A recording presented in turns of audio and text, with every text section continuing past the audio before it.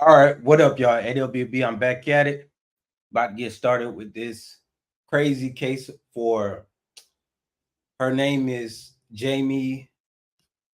Hold on, let me make sure I said it right. It's Jamie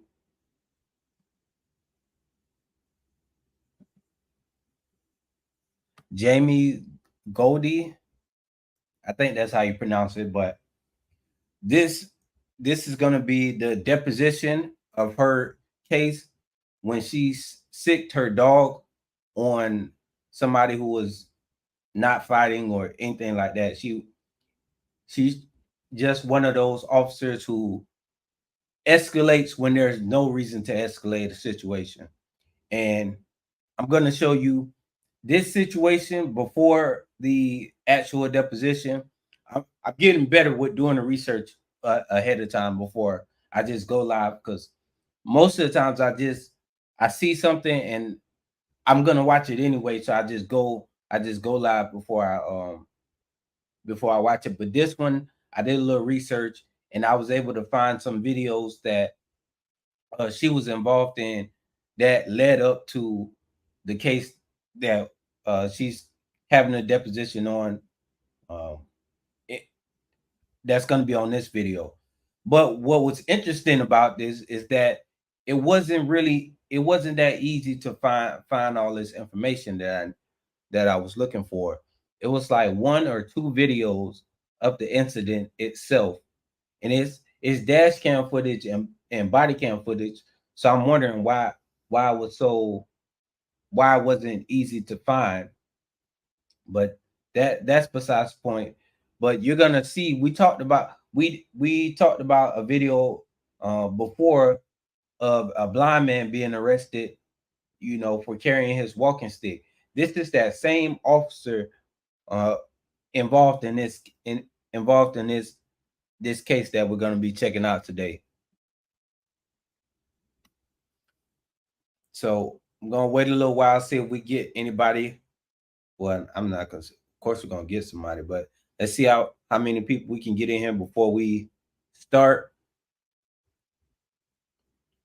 When I start seeing a few people, I'll go ahead and start playing the video. Mixie La, morning from UK. What's up? What's up? How you doing this morning? Yeah, this case is gonna be crazy.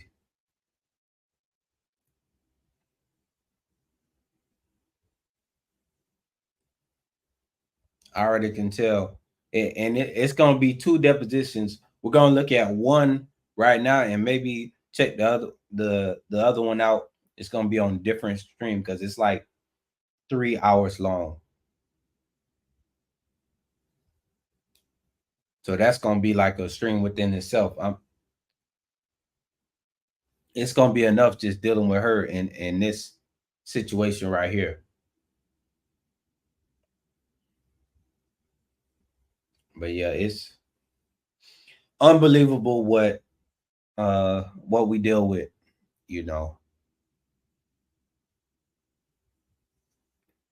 This officer obviously was a problem before, and because they didn't handle her before, now something even more severe has happened. Now it's costing the city and the taxpayers it's look like it's gonna be millions, because she the injuries that he sustained from this canine attack is really bad.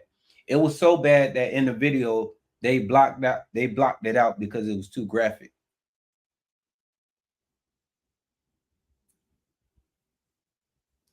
So yeah, make sure when you arrive in here you hit the like button and drop a comment.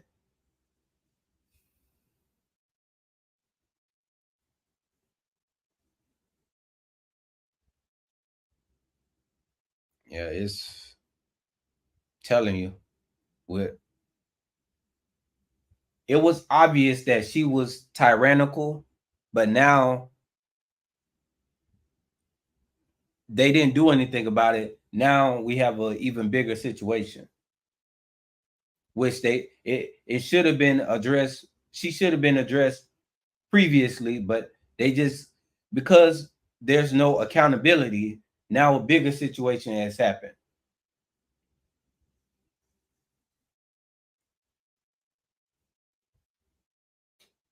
So yeah, I'm gonna go ahead and get started.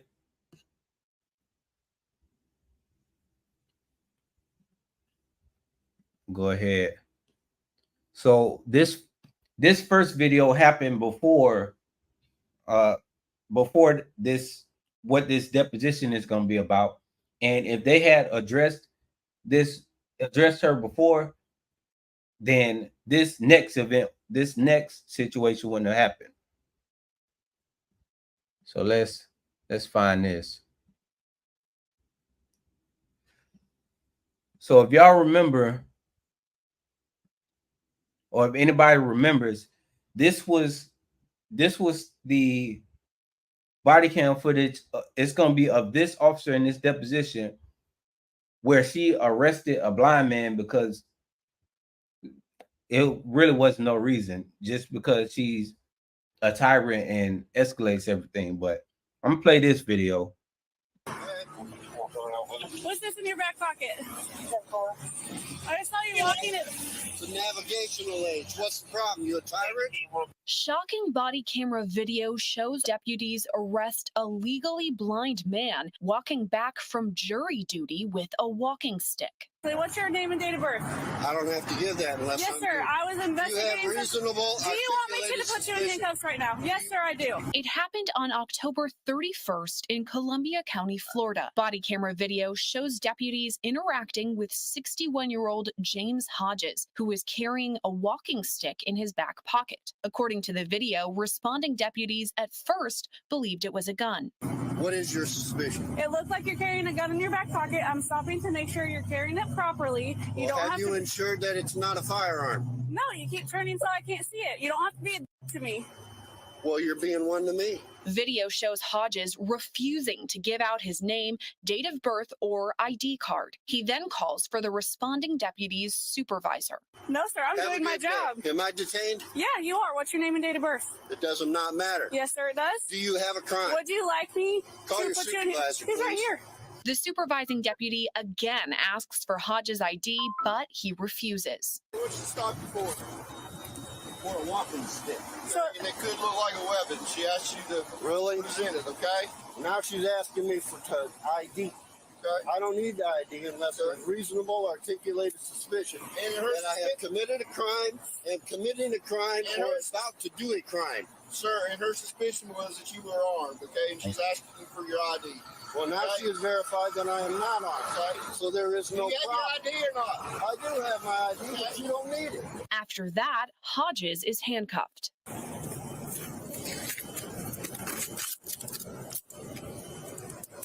That's when Hodges confirms that he is legally blind and carries the navigational aid to help him when walking. He also tells deputies he was stopped while walking back from jury duty. Sir, are you legally blind?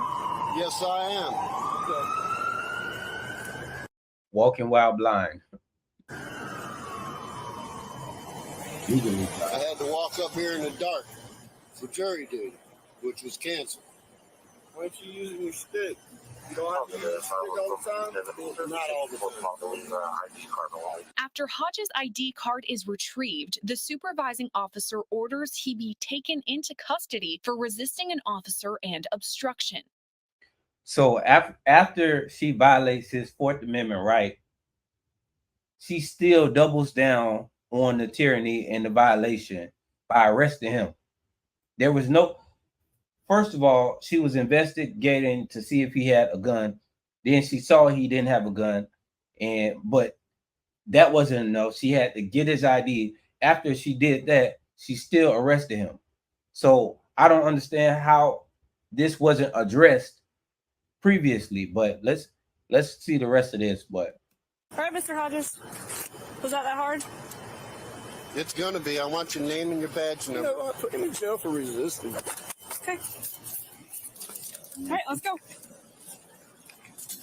I want your name and badge number too, sir. Hodges is then placed in the back of a squad car.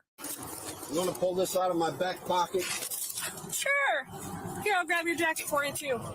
The Columbia County Sheriff's Office released a statement saying Sheriff Mark Hunter is, quote, troubled by what he has seen in the video, and the matter is being addressed. But the matter obviously wasn't addressed because she was still on the force, still being tyrannical, because now she's in a deposition for sticking a canine on somebody. So what does the mayor have to say now? An administrative investigation into the incident began on November 3rd, when officials say they were made aware of the situation. The statement also reads in part, quote, if policy violations are sustained at the conclusion of that investigation, appropriate action will be taken. Law and Crime Network reached out to the Columbia County Sheriff's Office for additional comment, but were told to refer to the online statement. For the latest developments in this story and all things true crime, stay with Law. Okay, so obviously it wasn't addressed, because now I'm gonna go to this next video to show her sicking a dog on somebody. So obviously they did nothing about her tyrannical actions, and it led to more tyrannical actions.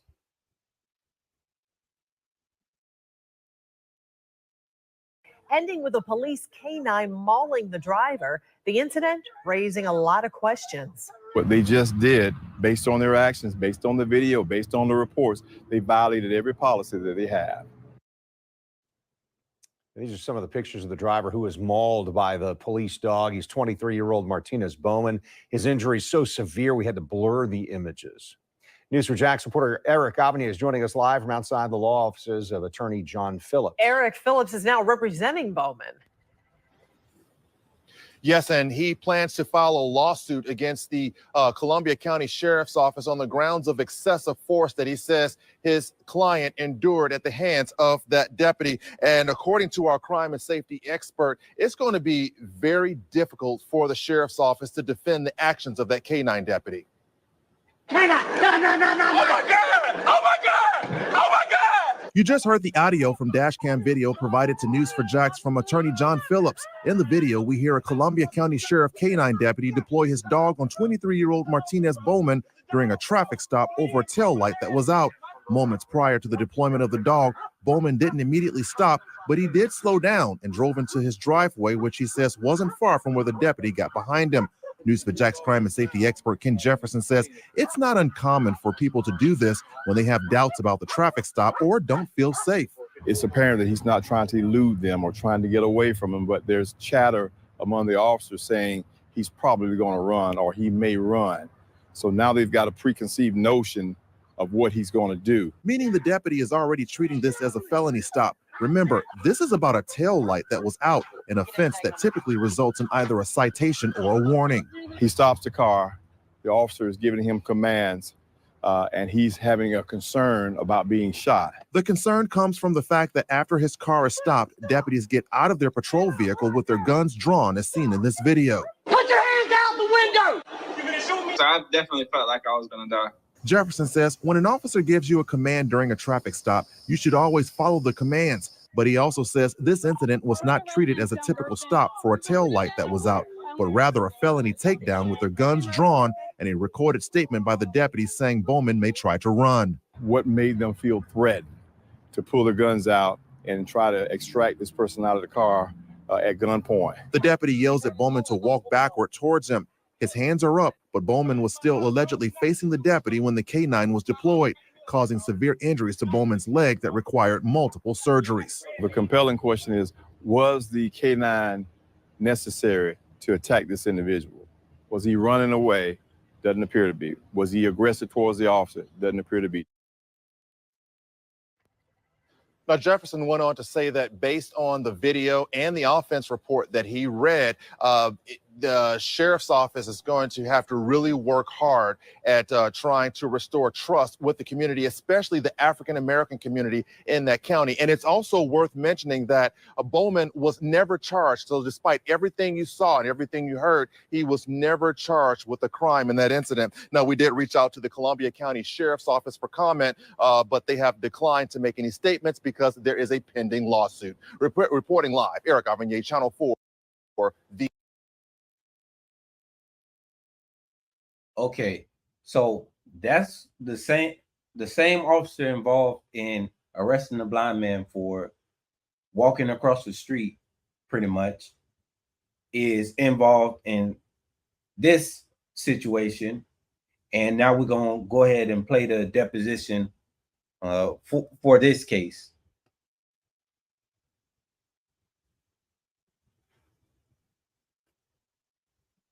She should have been off the streets already. I don't know. That's the thing. Since they don't do anything about the tyrants, they still are on the streets to continue to be tyrannical and terrorize people.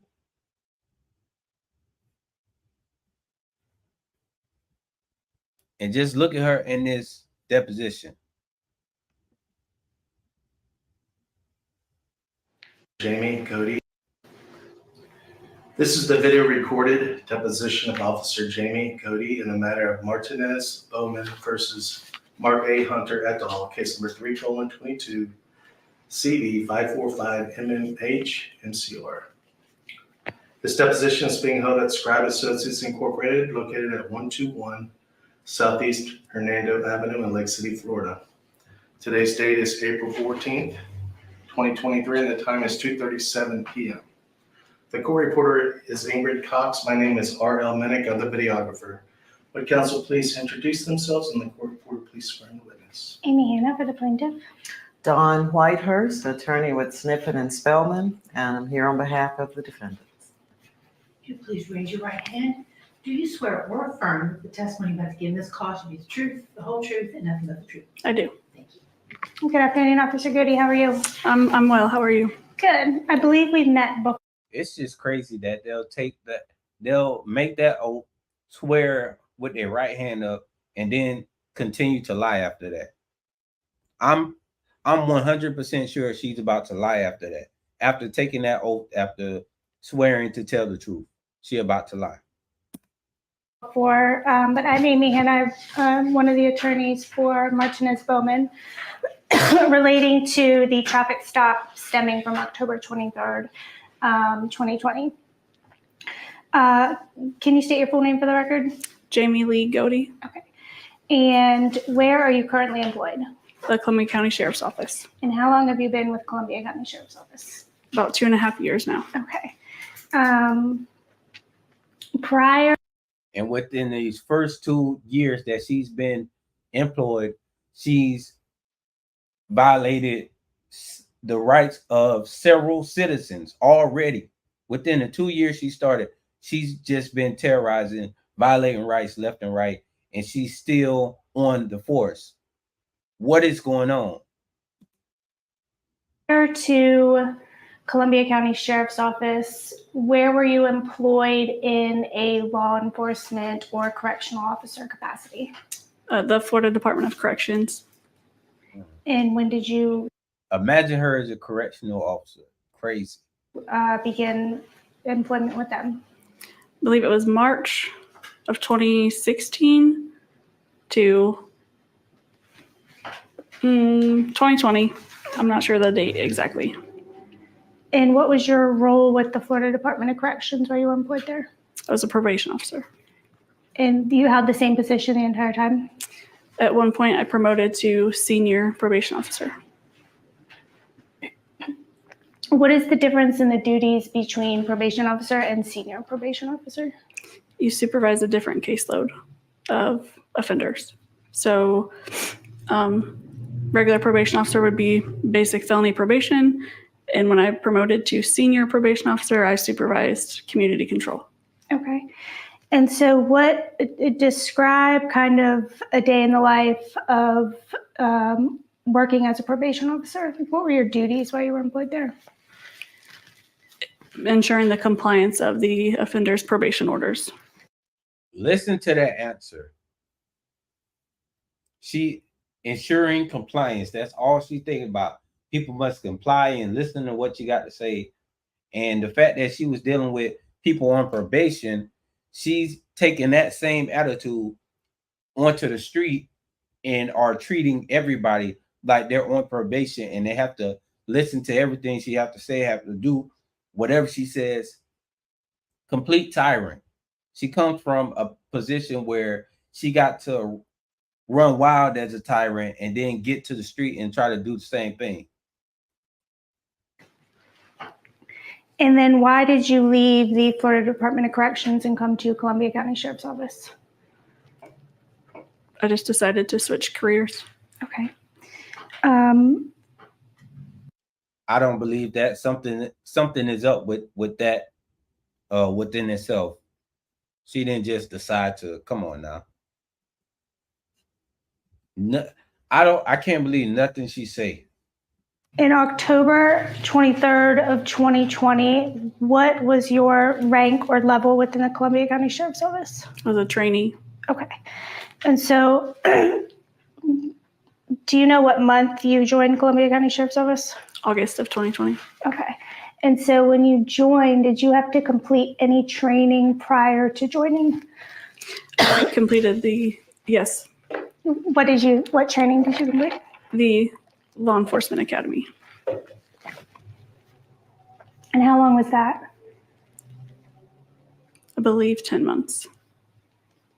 Okay. And then following your employment with Columbia County Sheriff's Office, what training did you? So 10 months and she got out there and still had no idea of what she's supposed to be doing. Go through. The FTO, Field Training Officer Program. And how long is that program? Approximately 3 months. It varies. And why would it vary? For example, if you're extended in a certain phase or you're given approximately 30 days for each phase, but if they believe you could use more training in that certain phase, you just get a little bit longer. And did you have a direct supervisor over you while you were in the field training program? Correct. And who is that? So in each phase, there's a different FTO. Okay, so let's talk about phase one. Who was the FTO in phase one? Zach Skinner. And what is his rank within Columbia County Sheriff's Office? He's now a corporal. And under the training, what did the training in phase one consist of? Just learning the job, radio traffic, speaking on the radio, and learning directions. What do you mean by learning directions? Like navigating the county. Okay.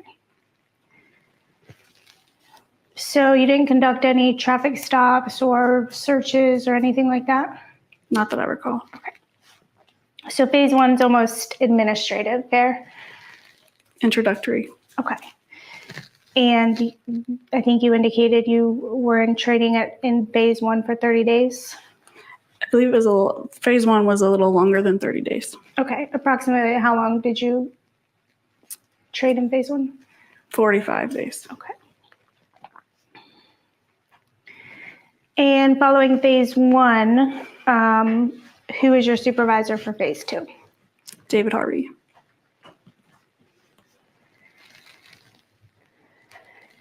And how long were you in training in phase two for, approximately? 30 days. Okay. Any longer than 30 days? Not that I recall. And was Harvey your field training officer the entirety of phase two training? Yes. Okay.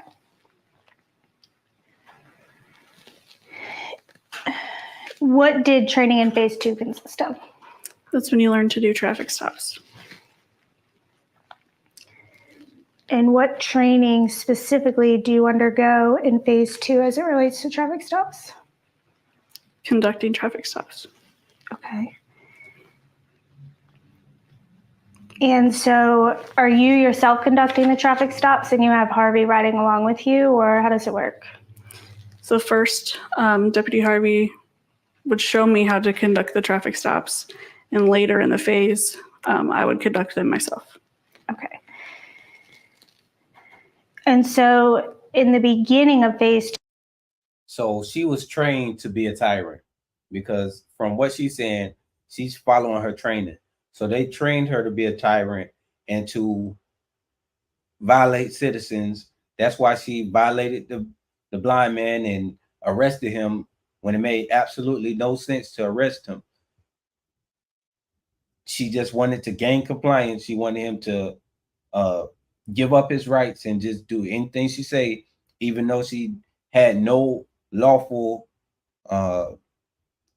authority over him at that time. She just tried to impose herself. Then fast forward, they didn't do anything about her then, and now she's in a case for sicking the canine on somebody who was not a threat to her, not trying to run away, not trying to do any of that. She just, it just makes no sense. And this wouldn't have happened if they had done something about her actions previously. To essentially you're just kind of riding along with the field training officer, learning how traffic stops work. Correct. Okay. At what point in phase 2 were you conducting your own traffic stops? I don't recall. Okay. And when you're conducting your own traffic stops in phase 2, is Harvey in the car with you? Yes. Okay. Any other training aside from these ride-alongs that you underwent as far as learning how to conduct a traffic stop? I mean, what we went through in the academy. Okay. Any policies or procedures through Columbia County Sheriff's Office? Courses? So there is traffic procedure that, I mean, I don't know it by heart, but there is procedures pertaining to traffic. And we complete annual training that would be in my file.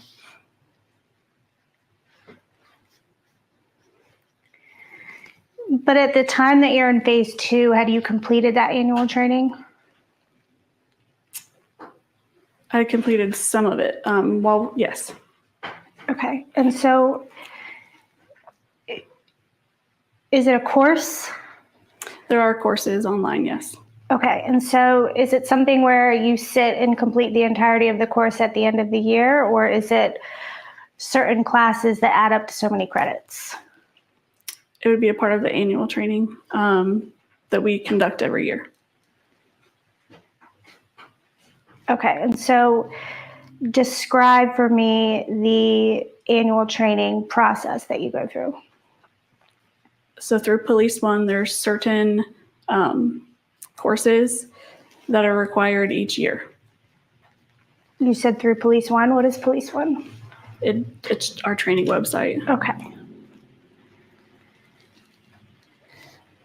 And does Columbia County Sheriff's Office require you to complete any traffic training courses while you're in phase 2?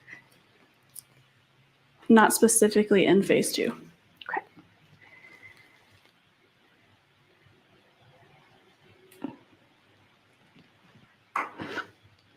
And so outside of watching Officer Harvey conduct traffic stops, there's no other courses or policies or procedures that you reviewed as it pertains to traffic stops while you were training within phase 2? I don't recall the dates that I've reviewed policies, but the policies that I have reviewed are signed and documented in our Power DMS. And are you talking about just general policies of Columbia County Sheriff's Office? Yes, when ma'am. you were employed? Yes, ma'am.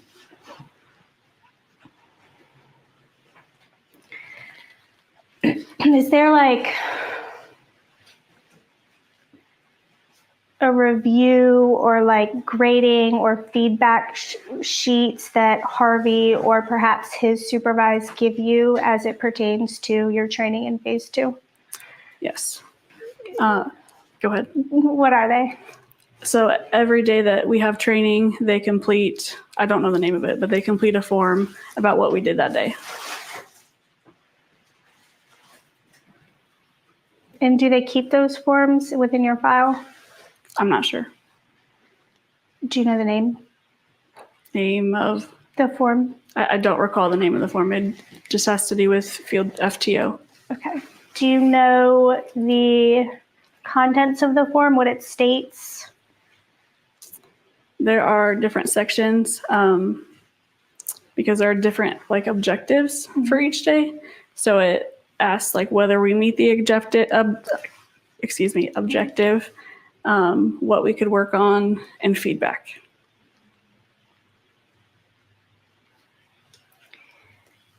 And so what were some of those objectives within phase 2? I honestly don't recall. Okay.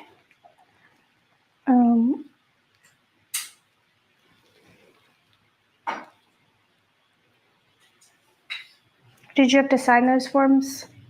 Yes, ma'am. And who else signed the forms? The FTO. Okay. And then in turn, Harvey being your FTO for phase 2, did he turn that in to any of his supervisors or anyone with Columbia County Sheriff's Office? Yes, ma'am. And who is that? It'd be the training sergeant, Sean Sykes. What was the name? Sergeant Sean Sykes. S-Y-K-E-S? I believe it's S-I-K-E-S.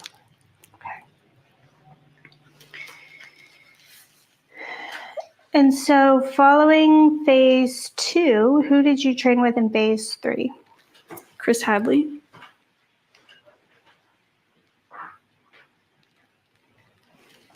And what did the training in phase 3 consist of? It's basically preparing you to get on your own, handling calls without the trainer.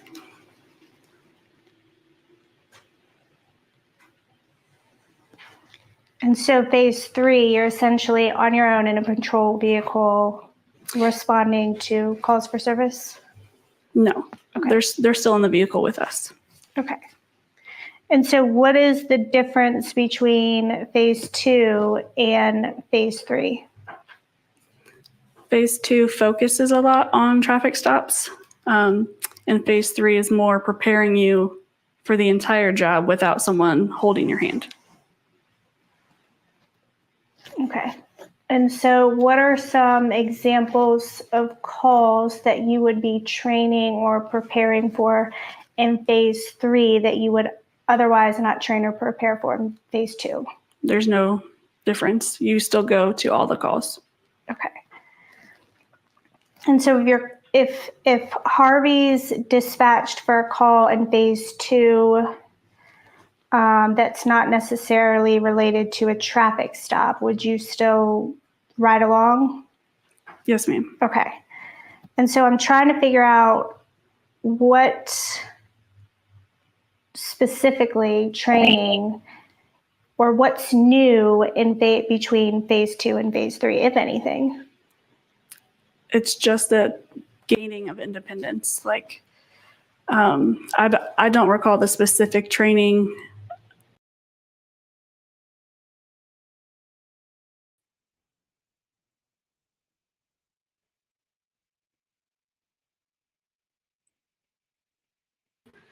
The FTO is still speaking a lot to the complainants and people.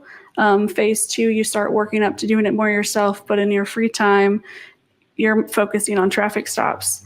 And then in phase 3, you're preparing to be on your own. So you're trying to handle everything by yourself while your FTO is in the background as backup. Okay. And how long did you conduct training for phase 3? 30 days. Okay. Were there any areas of improvement needed while you were in phase 2? I don't recall. Okay. Is your field training officer the officer with the final say as to whether areas of improvement are needed? I don't know.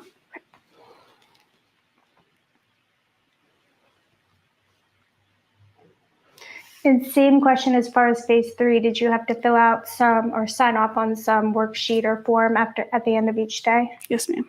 And is it the same form as far as content? Yes, ma'am. Okay. Do you recall any of the objectives specifically in phase 3? I do not.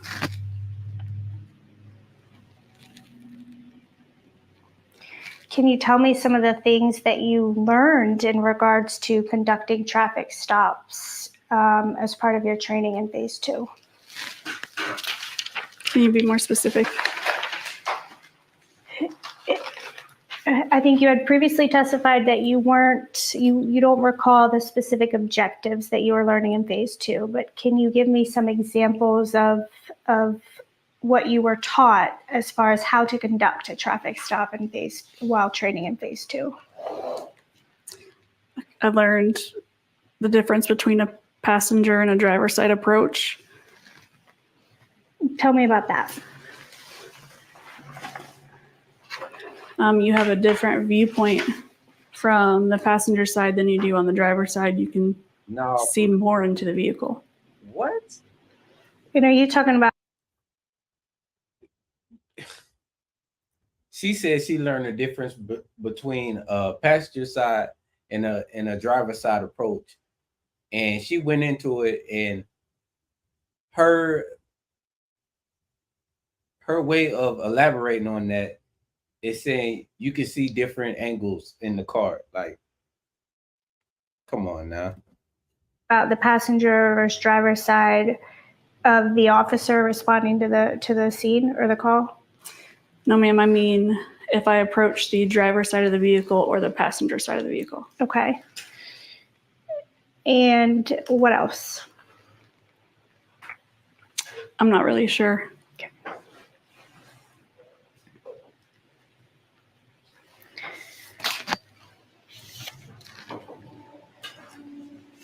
Do you recall receiving any training as it pertains to felony stops while in phase 2 of your training?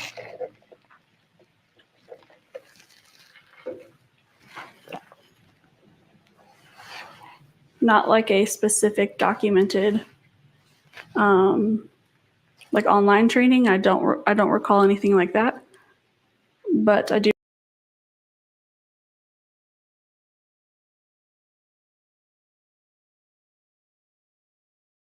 Like on shift, I remember them trying to show me before a felony stop. Like as a shift, we would just practice certain things like building clearing, and then felony stops just to get people more familiar with how to do them. Okay, so part of the training in phase 2 wasn't necessarily conducting real traffic stops with citizens, but also with other officers within Columbia County Sheriff's Office? Yes, ma'am. Okay. And what is the ratio of real-time traffic stops versus conducted traffic stops? I couldn't tell you.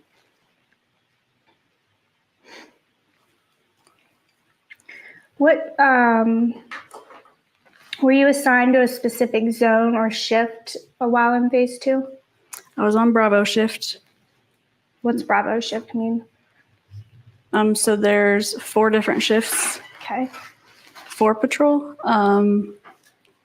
Alpha and Bravo work one day, Charlie and Delta work the other days.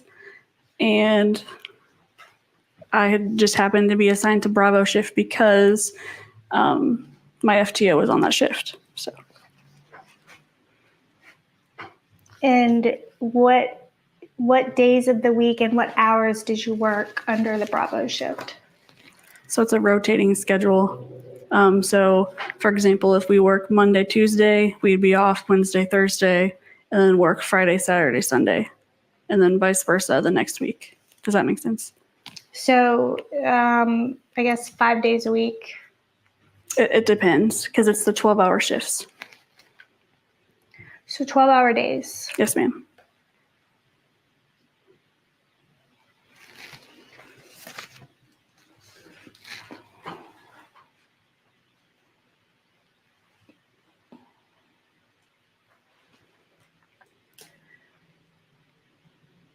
Were you trained to exit your vehicle with your weapon drawn when conducting a traffic stop?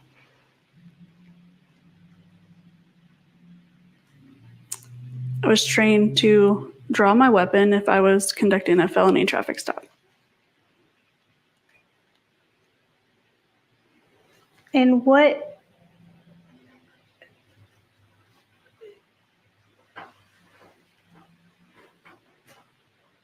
is it that takes a normal traffic stop to a felony traffic stop based on your training and experience?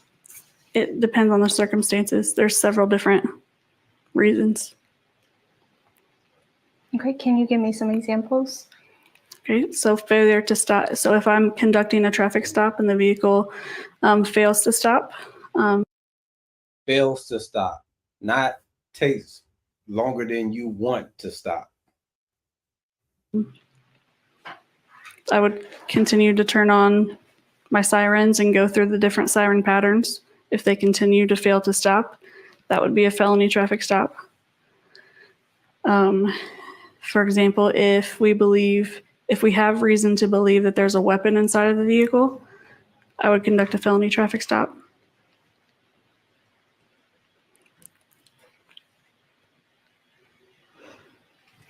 None of those factors were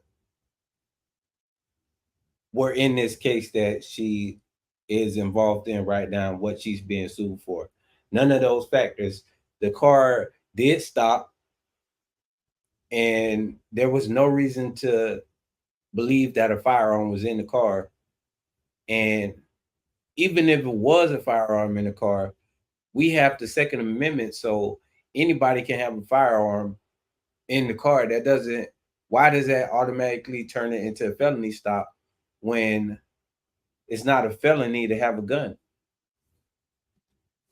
Any other reasons? Not off the top of my head. Okay. And so you indicated if there's a failure to stop, it escalates from a normal traffic stop to a felony traffic stop, and that you would use different siren patterns. What did you mean by using different siren patterns? So when I conduct a traffic stop, initially I turn on my emergency lights. And if they initially fail to stop, I turn on the first siren pattern to further indicate to them to pull over. If they continue to fail to stop, I would go to the next one. There are several different siren patterns to further attempt to get their attention. So it's a different sound. How many siren patterns total are there? I'm not sure. Okay.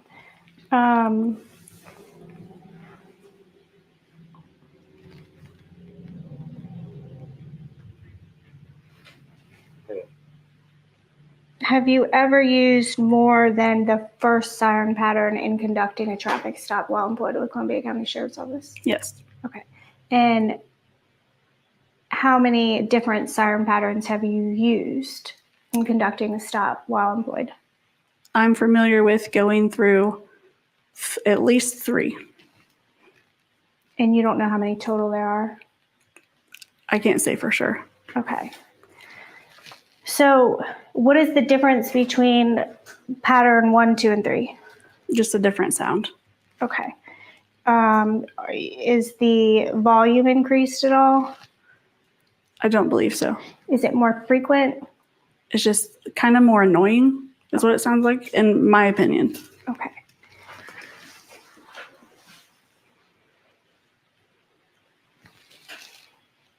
So she testified that she knows that police sirens are annoying.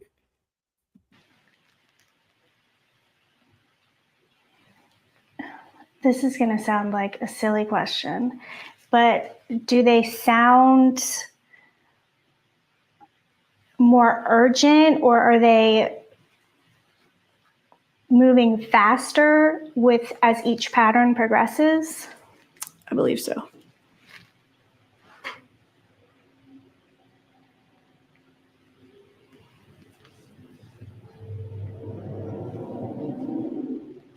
So almost, is it attempting to signal to a citizen like, I better pull over? Yes. Okay.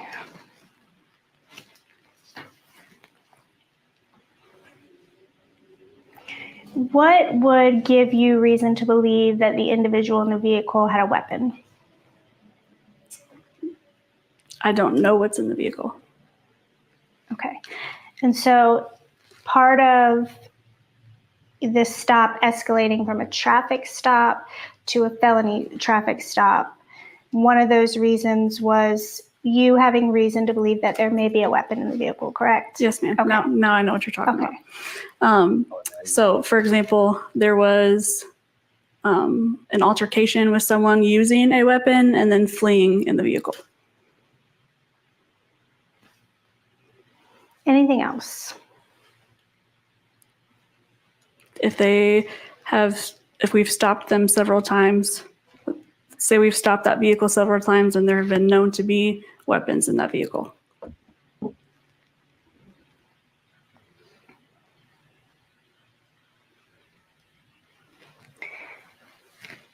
And you say known to be weapons in that vehicle, these individuals were charged with some type of weapons charge as a result of the stop?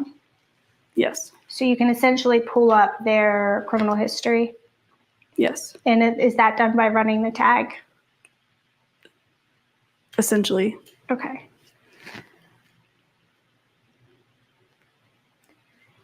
Any other indications that would give you reason to believe that there's a weapon in the vehicle? Again, not off the top of my head. Okay.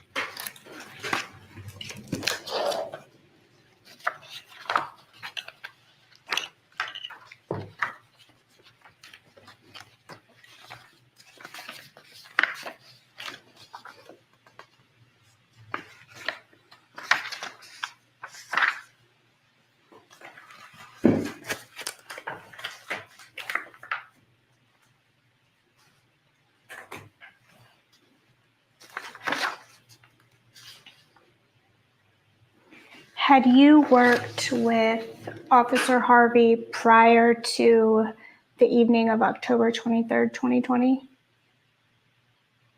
I don't recall. Okay.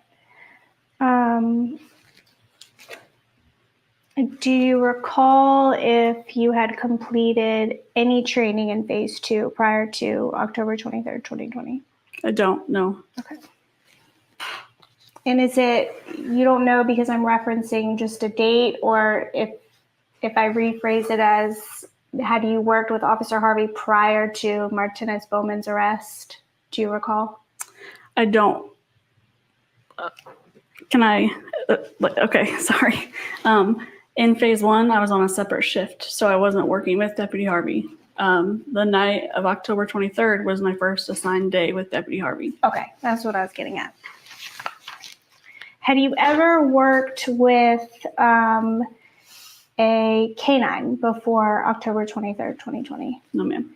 Have you ever had any training with a canine prior to October 23rd, 2020? No, ma'am. Have you ever met Drago prior to October 23rd, 2020? No, ma'am. Did you know that Officer Harvey was a canine handler at the time that you started phase 2 training? Yes, ma'am. Okay.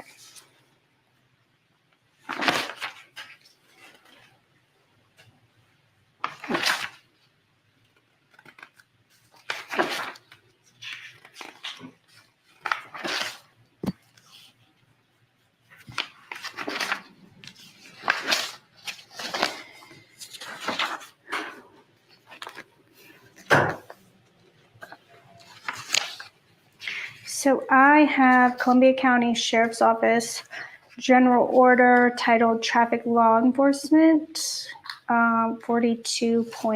Do you have a copy? I do. And we'll mark this as Plaintiff's Exhibit 1. take a look at that and tell me if you had received a copy of that or reviewed that prior to entering your training in phase 2. So I'm familiar with the document.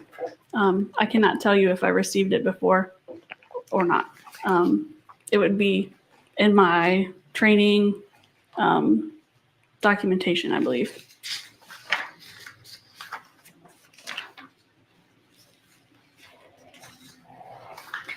Have you had any communications with, I'll come back to it, with Officer Harvey regarding this incident following it occurring? No.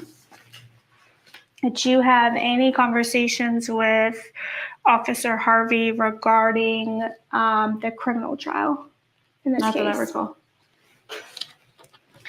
Did you have any conversations with any of your supervisors or anyone else within Columbia County Sheriff's Office regarding this incident? No, ma'am.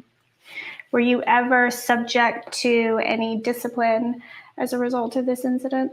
I don't believe so.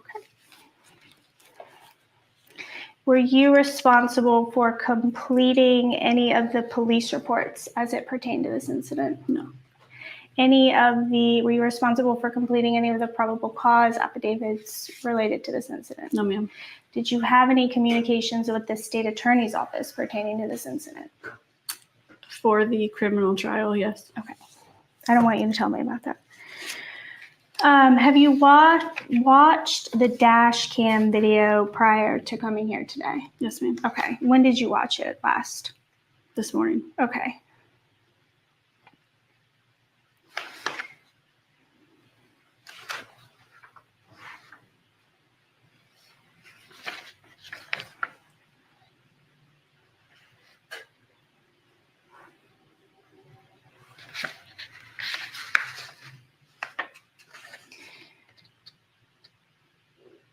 Walk me through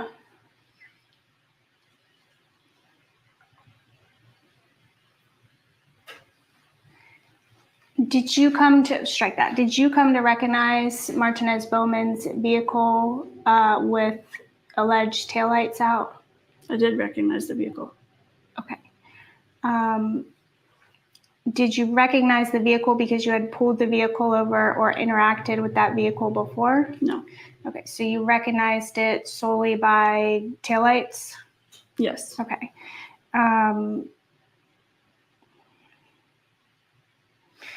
Was there a conversation between you and Deputy Harvey as far as there's a vehicle traveling without taillights, let's stop it? Yes. Okay. And so between you and Officer Harvey, who was the first officer to notice the taillights? Deputy Harvey. Okay. And tell me about the communication to stop the vehicle, if any, prior to initiating the traffic stop. Deputy Harvey wanted to show me the correct way to complete a traffic stop. Okay. So we were looking for a vehicle. Okay. And did you guys discuss the procedure for how to conduct a traffic stop, or did he just automatically begin to conduct the traffic stop? We discussed it. Okay. And tell me about that discussion. I don't recall verbatim.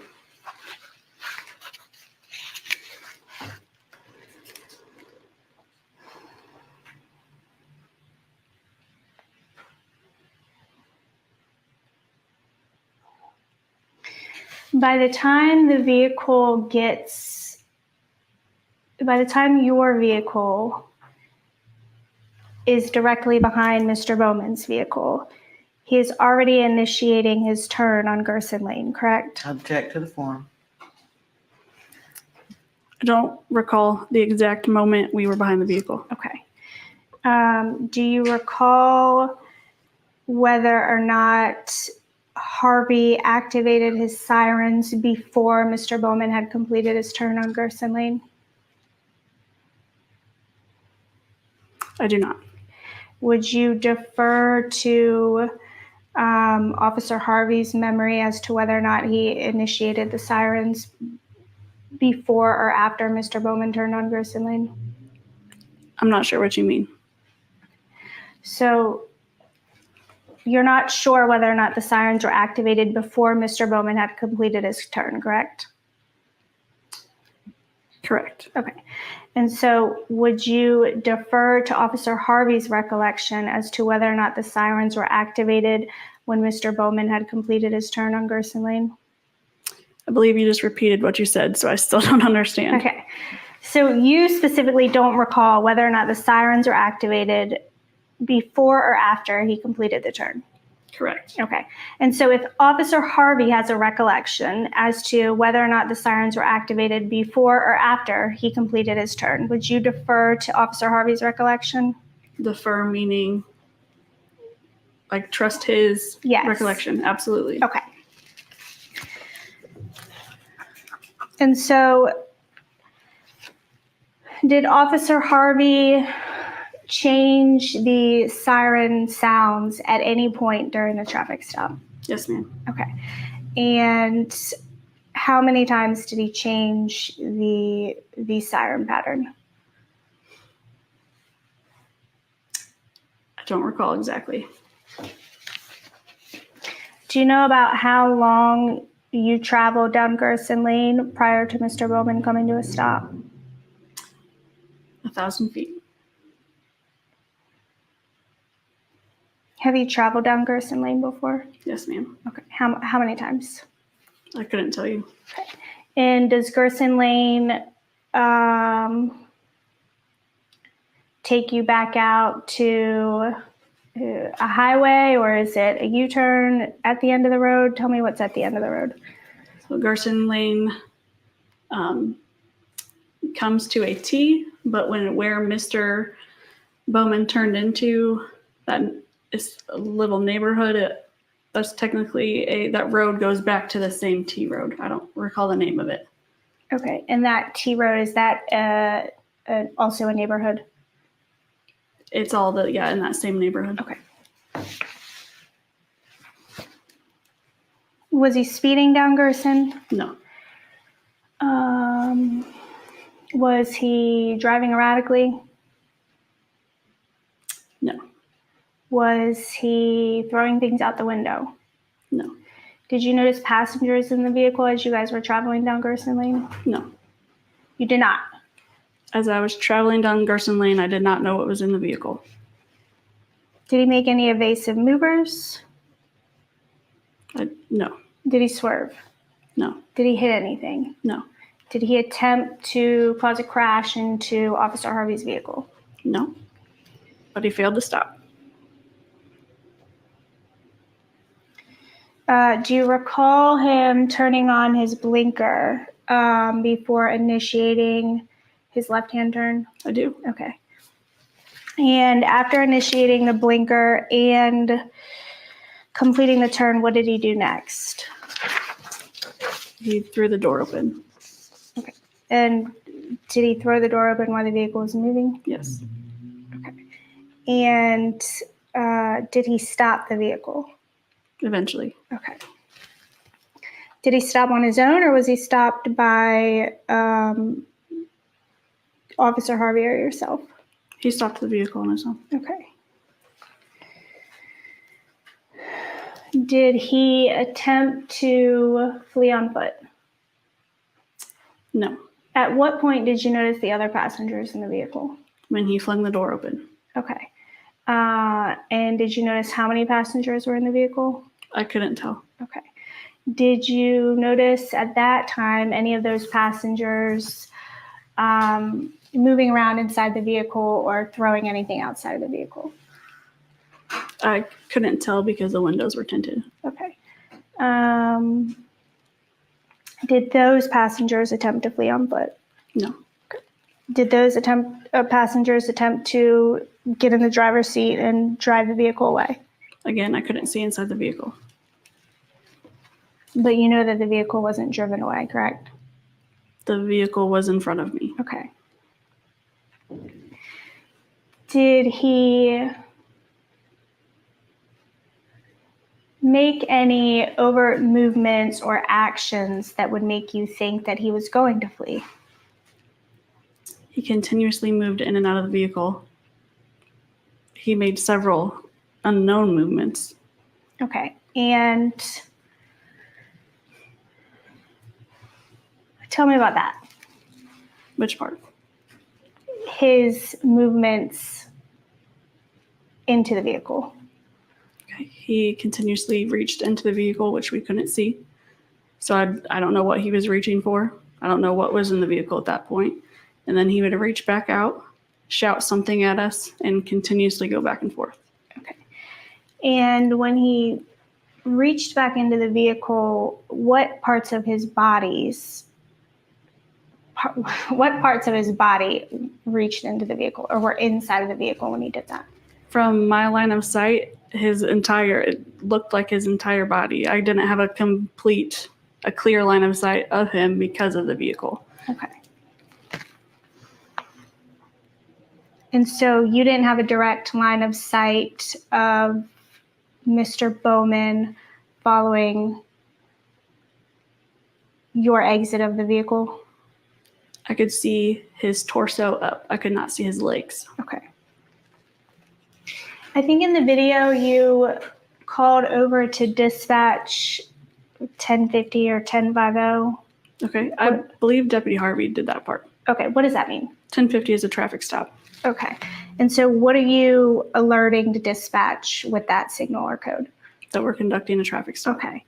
And so do you have to alert dispatch if a traffic stop is escalating into a felony traffic stop? Yes, which we did by saying that they were continuing down Gerson. Okay. And is there a code that you would relay to dispatch to alert them that a felony traffic stop is being done? No, he said felony stop. Okay.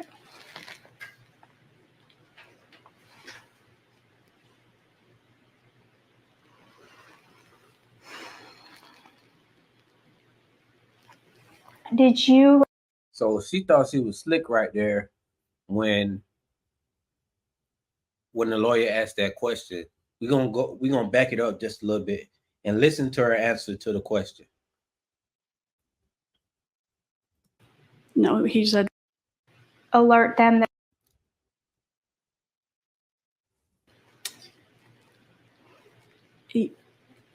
yes, which we did by saying that they were dispatch with that signal or code.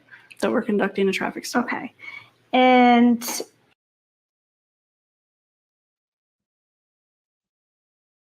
so do you have to alert dispatch if a traffic stop is escalating into a felony traffic stop? Yes, which yes, they have to do it. And she said it was done because they let them know that they continue to follow them. So like, no, what she's saying is this was a misstep on their behalf because they didn't report it as a felony stop, but she is saying that they should assume that it was a felony stop based on them saying that they continued to follow them. That's weird. Which we did by saying that they were continuing down Gerson. Okay. And is there a code that you would relay to dispatch to?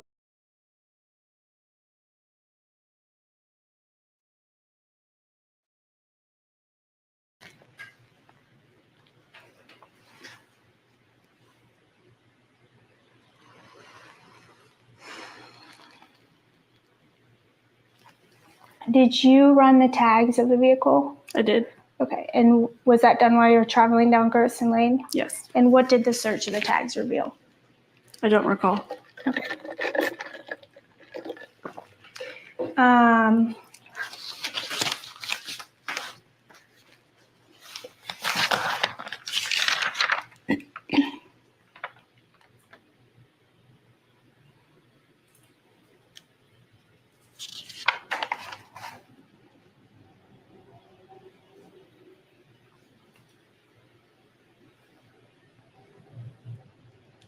Did the search of the tag reveal that Mr. Bowman had any prior criminal history? It didn't. We didn't check. Did a search of the tag reveal that the vehicle was stolen? I already told you I didn't recall what the run of the tag revealed, so I don't recall. Okay. Did the run of the tag give you reason to believe that the vehicle was just used in the commission of a felony? I don't recall. Okay. Did a run of the tag reveal who the owner of the car was? It would have. I don't recall who it was. Okay.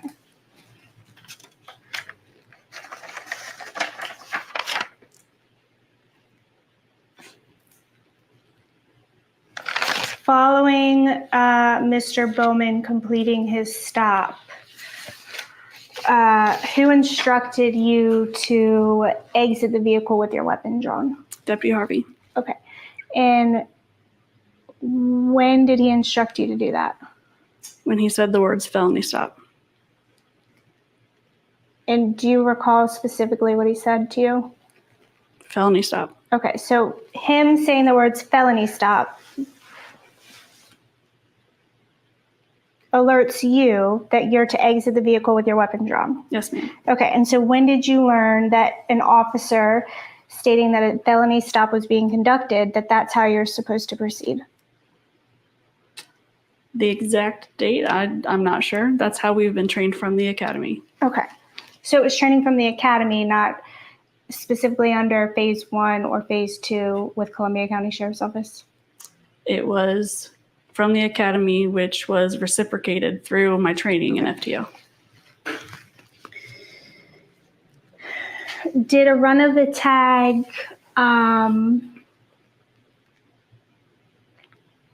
reveal that Mr. Bowman had any outstanding warrants? Again, I don't recall. Or that the owner of the vehicle had any outstanding warrants? We didn't run the owner of the vehicle. We did not run the owner of the vehicle at that time. We only ran the tag. Okay. And so if a run of a tag reveals that there's an outstanding warrant, or that the vehicle was used in the commission of a felony, or perhaps there's an individual like you testified to earlier that has a history of being pulled over and having weapons in the vehicle, is that something that would have been notified to dispatch? Just by running the tag? Mm-hmm. So, no. Typically, when I run a tag, we will then run the registered owner. We did not have time in this instance to run the registered owner at that time. Okay. But a run of a tag would have alerted you to any warrants or that the vehicle was just used in the commission of a crime, correct? It could give an indication, yes. Okay. And so if that indication was given, is that something that you're required to report to dispatch? Dispatch would report that to me. Okay. Well, so then vice versa. Dispatch would report to you that, hey, this vehicle was just used in the commission of a crime, or hey, we have reason to believe that this vehicle is stolen. Yes. And that's for purposes of officer safety, correct? Yes, ma'am. And so did dispatch report any of that to you during this traffic stop? No. Okay.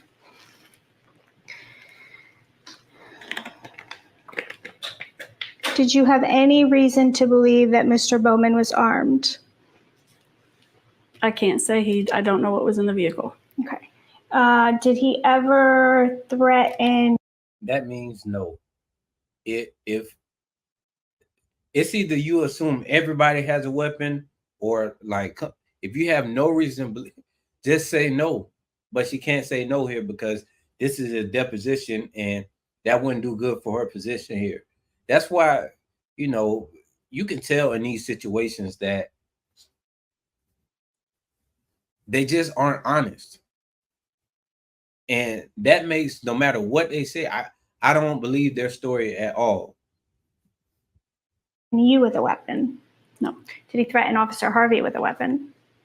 No, but he kept reaching in the vehicle. Did he ever indicate to you that he had a weapon in the vehicle?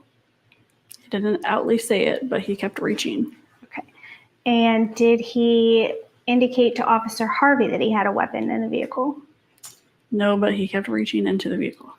Did he indicate to you or Officer Harvey that he had a weapon on his person? It was unknown. Did he communicate that to you or Officer Harvey that he had a weapon on his person? He did not say it, no. Did you ask him if he had any weapons on himself or in the vehicle? I did not have the opportunity to. And So what opportunity between you barking orders and having your guns drawn at him when you could have, I mean, what do you mean you didn't have the opportunity? There was nothing but space and opportunity. I hate when they say they don't have the opportunity to do something that would have made the situation better. Like, all you had to say, that's one of the first things they ask you. Do you have any weapons? What you mean you don't have the opportunity? You don't have the opportunity to ask such an important question when you got your guns drawn, ready to shoot somebody down.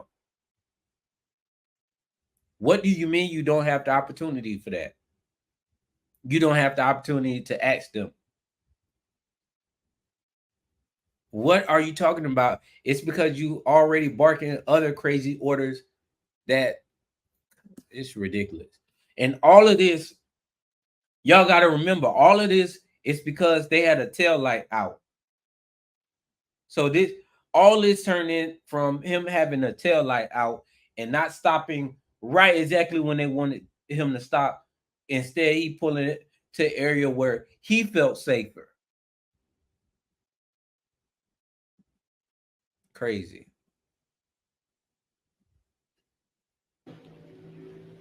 in conducting a traffic stop, is asking a citizen whether or not they have a weapon on themselves or in the vehicle something that you immediately ask following their license and registration? I was unable to get Mr. Bowman's license, so I did not have the opportunity to ask him anything. Okay, and I'm not talking about this incident in particular. Okay. I'm just asking about in general. When you're conducting a traffic stop, after asking for the individual's license or registration, is the next question normally, or within your training, do you have a weapon on yourself or in the vehicle? It may not be the next question, but it is an option to question. Okay. And are there certain scenarios where you would ask that question to one individual and not another? No. Okay. And so what is it that, strike that.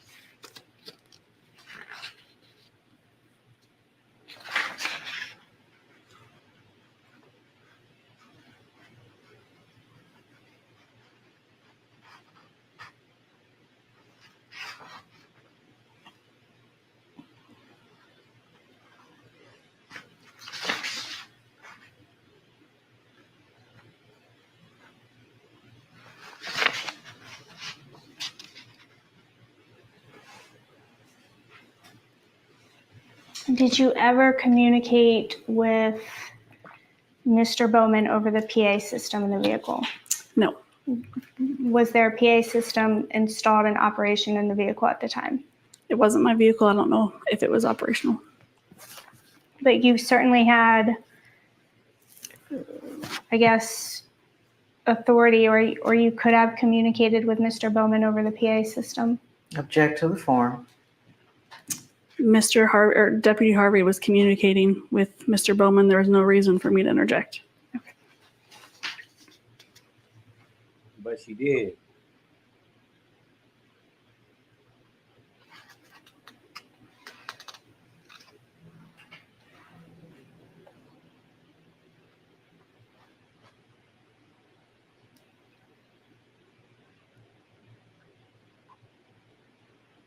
Are you aware of, I'm going to go back to Plaintiff's Exhibit 1. But first I have to find my copy.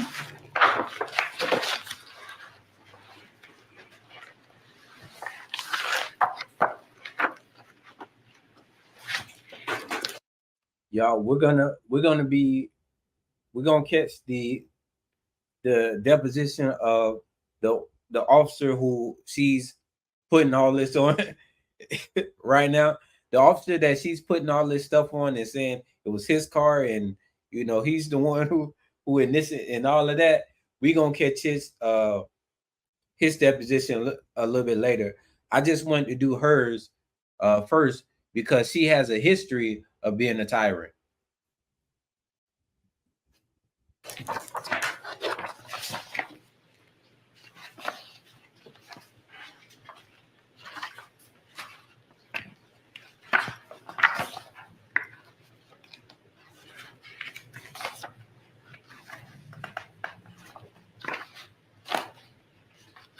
I mean, look at her face now. Okay. I don't have it, so we're going to share. But I want to take you to page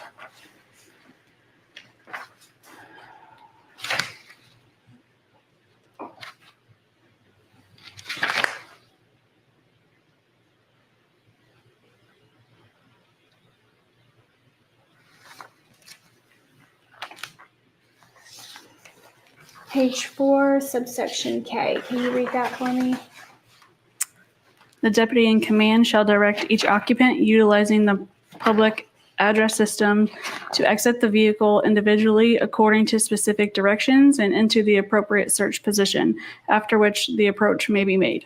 Okay. And did Officer Harvey in this traffic stop utilize the PA system?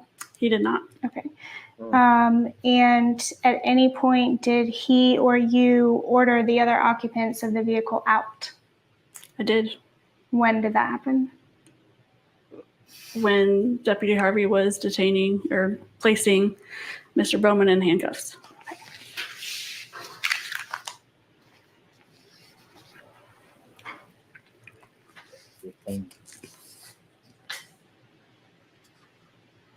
She's trying to be real careful about her answers. That's to tell you something.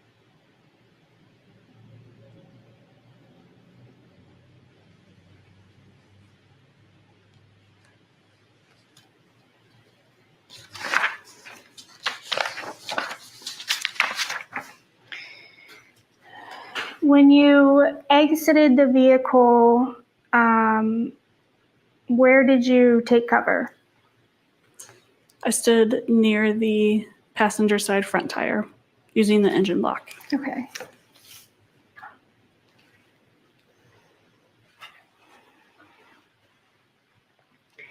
Did Mr. Bowman respond to Officer Harvey's command to exit the vehicle?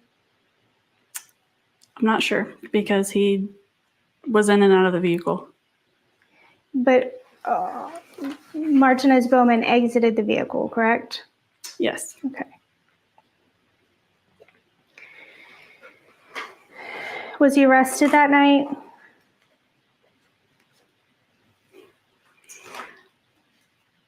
He was arrested and then released that night. Now, this is weird. Why does she bust into a smile right here? And it seemed like she didn't want to answer this question, but check this out. Yes. Okay. Was he arrested that night?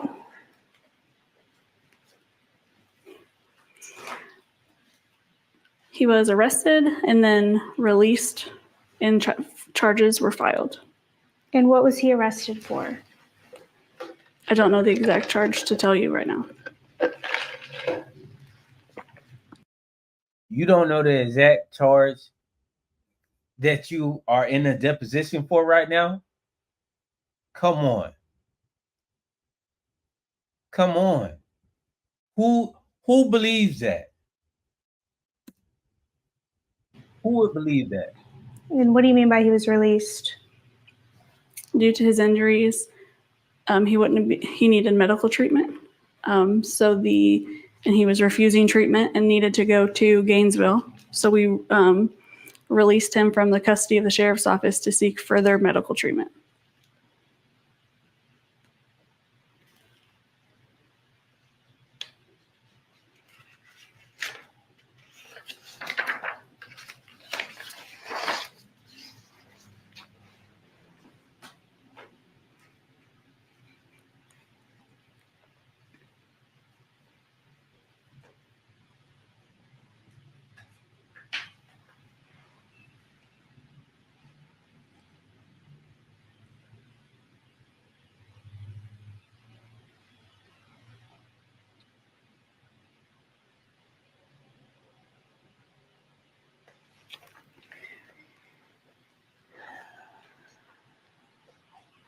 Tell me what happened following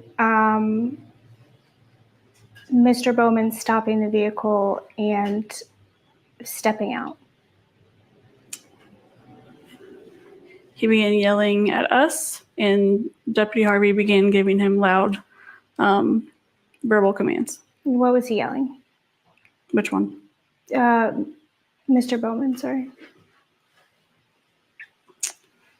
I'm trying to recall at which point. Oh my goodness, y'all can see it right here. This is what makes it so disgusting. It's the way that when they know that they're about to tell a lie, and oh my goodness, man. Come on. Mr. Bowman, sorry. Look here. What was he yelling? You say he was yelling a lot. What was he yelling? I'm trying to recall at which point. Multiple times he said, "Come get me," or "You ain't gonna shoot me, bro." And at one point he said to send the dog, is what I recall.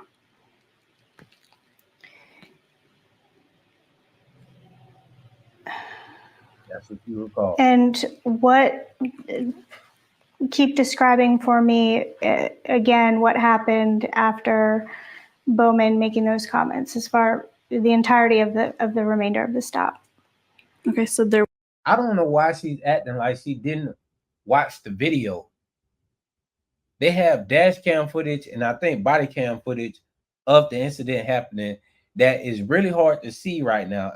I can't find that footage, seems like anywhere right now, except for a short news article about it. That's the only version of it that I can find. But why is she acting like she didn't have access to watch the entire video of the case that she's in a deposition for right now? Come on. Who believes that? there was verbal interaction. Deputy Harvey was giving verbal commands, told him to turn away from us. Mr. Bowman would get back in the vehicle, lean back into the vehicle, and then back out, look at us, and Deputy Harvey would tell him turn away from us, step back towards me, and Mr. Bowman would, I can't remember at which time he said what, but there was multiple different times. You ain't gonna shoot me at my house. You're gonna have to come get me. And Deputy Harvey told Mr. Bowman, if you don't comply, I'm gonna send my dog. At which point he got the dog out of the vehicle, and he then says that this is your last warning, comply with my commands or I'm gonna send the dog. And Mr. Bowman says, send your dog, bro. And he gives the canine announcement and releases him. Okay. And did you have... I noticed that she had to shift herself to get the rest of this out. But man, this is terrible. This is terrible. You can see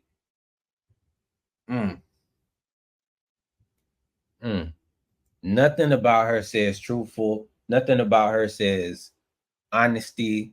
Like, come on. Keep going. So Harvey releases the dog. What happens next?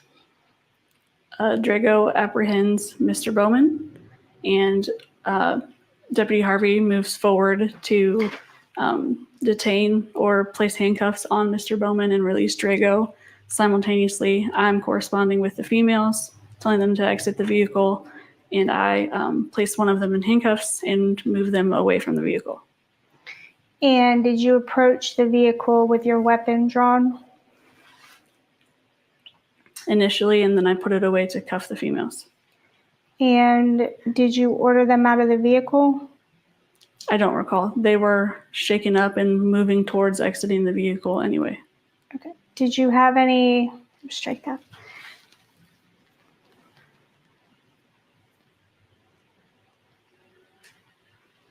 Do you recall Harvey mentioning that he may have to conduct a pit maneuver? No. Okay.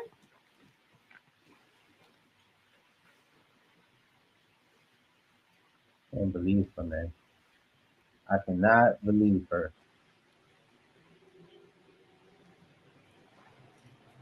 Did you take any steps to de-escalate the situation? What we did was attempting to de-escalate the situation. Okay. And what did you do specifically to attempt to de-escalate the situation? So I remained with my firearm on the vehicle to maintain control. We had to gain control of the situation. How does that de-escalate? She's asking her, how did you de-escalate the situation? What steps did you take to de-escalate the situation? And she says that she pointed her gun at, like, she pointed her gun to gain control. And that's that in her mind, she's answering the question of, what did you do to de-escalate? Y'all see how crazy this is?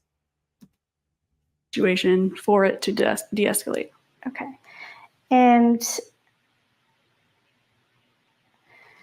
so did you do anything? How is aiming a gun at somebody de-escalating the situation? How is that de-escalating? To attempt to de-escalate the situation? We were attempting to gain control of the situation so that it would be de-escalated. That's how they de-escalate it. They want to gain control over the situation, and that's how they de-escalate it. Come on. What is that?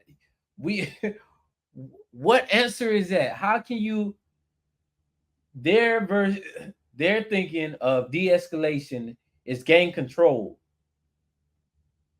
So they feel like once they gain control, now the situation is de-escalated. Come on, man. Come on. That's not de-escalation.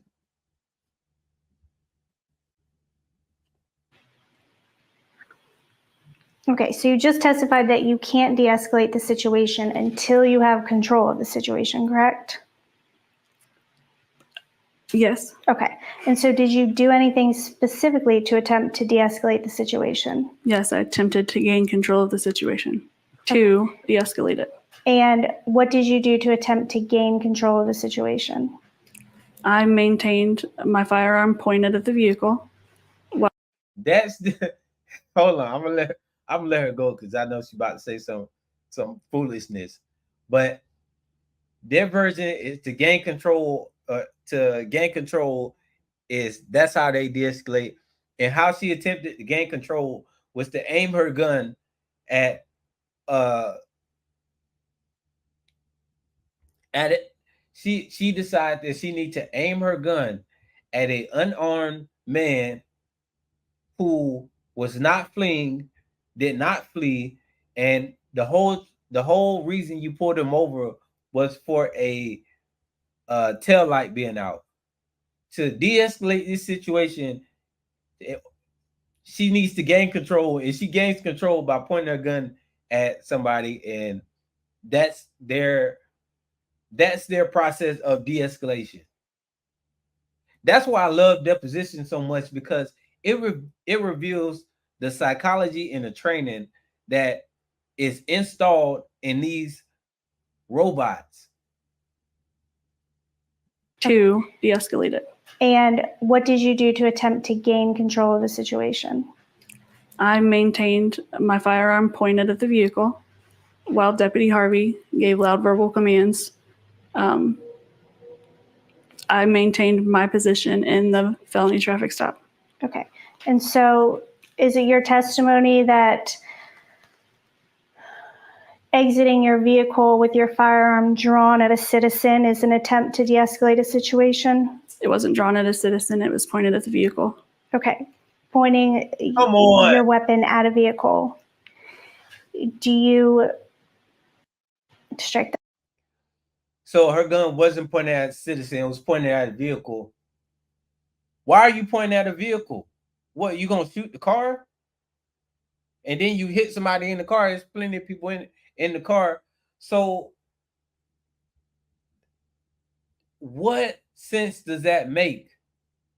How do you even formulate that response as an answer to the question you're being asked? Like it, oh my goodness, man. What? Is this? What are y'all thinking about this right now? Just drop it in the comment section. I'm gonna keep letting the video play, but drop it in the comment section to know, like, talk to me about this, y'all. Y'all got to talk to me about this.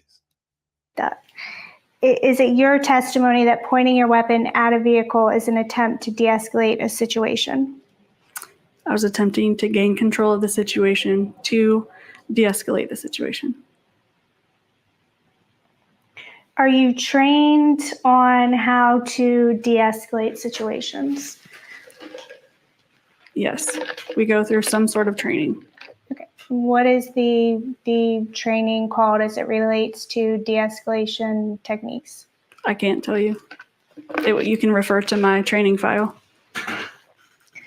You don't recall a specific name of the training course? Honestly, it's probably de-escalation, but no, I don't recall. Okay. Do you recall what you learned as a part of that training course? That you need to gain control of the situation. Okay. And so what were you trained to do to de-escalate a situation? I was trained to gain control of the situation so that we can move forward with de-escalating. Okay, and so my question is not in relation to you gaining control of a situation. My question is, what specifically were you trained to do to attempt to de-escalate a situation? I believe you want me to say to speak to them, but if they're not in compliance, I can't speak to anybody. I have to gain control of the situation. I have to meet someone at their level of resistance to. Now, you see that now you can see what's going on, because she is now that she said that, she said, I think that you want me to say you need to talk to them. The lawyer is just asking questions. She's not asking for specific answers. She's asking for an answer to the question. But if you're not answering the question, she has to ask you the question again until you actually answer her question. But she's thinking that she's trying to get her to say something, but the fact that she's thinking like that tells you a lot already. To get them in compliance so that we can then de-escalate. So I don't want you to testify as to what you think I want you to testify to. I want you to testify as to what you were trained to do to de-escalate a encounter with a citizen or a traffic stop to de-escalate the situation. Okay, I meet them at their level of resistance. Once they're in compliance, I de-escalate. I not disengage, but I lessen my. Now you got my words twisted up. I meet them at their level of resistance. What do you mean by that? Notice how she throws the blame on she throws blame at the lawyer asking her questions. Oh, you got me messing up with my words and stuff. Oh, I think you want me to say this. Do you see how everybody else is the is, you know, she's in a constant battle. Everybody else is the problem. She's in a constant battle, and she is. That's why I love depositions, because eventually they start showing their personality. They start showing how their mind works or doesn't work. I love depositions for this. I'm gonna back this up a little bit, y'all. Twist it up. I meet them. What specifically were you trained to do to attempt to de-escalate a situation? I believe you want me to say to speak to them, but if they're not in compliance, I can't speak to anybody. I have to gain control of the situation. I have to meet someone at their level of resistance to get them in compliance so that we can then de-escalate. So I don't want you to testify as to what you think I want you to testify to. I want you to testify as to what you were trained to do to de-escalate a encounter with a citizen or a traffic stop to de-escalate the situation. Okay, I meet them at their level of resistance. Once they're in compliance, I de-escalate. I not disengage, but I lessen my. Now you got my words twisted up. I meet them at their level of resistance. What do you mean by that? So, because we were conducting a felony traffic stop, I had to, it's training, I am trained to pull my weapon and remain in that position until there is compliance. So when there is compliance, I can then holster my firearm. Once the person is detained or the situation, that is when I would consider the situation under control. So once the situation's under control, I can then go downward. I don't have to have a firearm pointed at someone or at a vehicle when someone is detained. Okay, and so what specifically, you kept going after you indicated you would meet their level of resistance. What else did you do? What else are you trained to do to de-escalate after you meet their level of resistance? I'm going to object at this point. I think she's answered your question. Maybe she's not giving you what you want to hear, but I think she's answered your question. She did not answer. So your testimony was that you gained control of the situation, specifically as far as de-escalating a situation, in order to, before we even get to that, in order to gain control, you talked about meeting their level of resistance. Yes. Okay. And so let's assume in a hypothetical scenario, you meet the individual's level of resistance. What do you do next? Or what are you trained to do next to attempt to de-escalate a situation? Objection, ask and answer. No, it's not. I love this lawyer. She doing a great job by staying on track, staying focused, and not letting up. Again, I feel like you're leading me to an answer. You feel like she's leading you to an answer versus she just asked you a question. Answer the question. What do you do after you meet them at their level of resistance? What is next? So you can tell this officer is trying to hide something and doesn't. After what did they say? B management say the canned answers. After those run out, now she has to start thinking and saying stuff. And once she get out of that space, now she's not in control anymore. And she's trying, like, come on. Y'all, I know y'all see this. This is crazy. This is absolutely insane. So are you trying to ask is she trying to ask what? She's not trying to ask. She's already asked the question. You are just trying to avoid it. That's all that's happening right here. What I do after, so I've met them at their level of resistance. What is my next step? Exactly. Or that's exactly what she said. That's exactly what she said. That's exactly what she asked you. What are you confused about? But you're not confused. Come on now. Now she playing games. Now she playing games, and This is the time where they say you need to stop playing games, and that's all they do is play games. That's all they do. What are you trained to do as far as that training course or program as far as de-escalation techniques? Because when you first testified, you kept going as to more de-escalation techniques, and I said, I stopped you and interrupted you, and sorry, and said, what does that mean? Okay. So keep going after meeting their level of resistance. Was there more as far as de-escalation techniques that you're trained to do? Same objection. Once the situation's under control, there's no reason to go further. So again, your questions aren't making sense because I gave my answer. So I meet them at their level of resistance. So now she's saying the question don't make sense. Now she's saying the question don't make sense. Come on now. That's not gonna fly in the courtroom.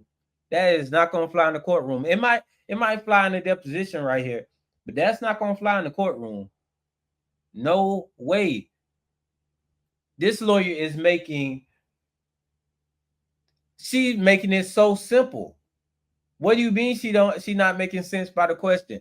You thinking that she's gonna lose herself, but she hasn't, and you can't follow along. I guess she doesn't have the mental capacity to keep up with what's going on past the coaching that she's already been given to certain questions that she was going to be asked.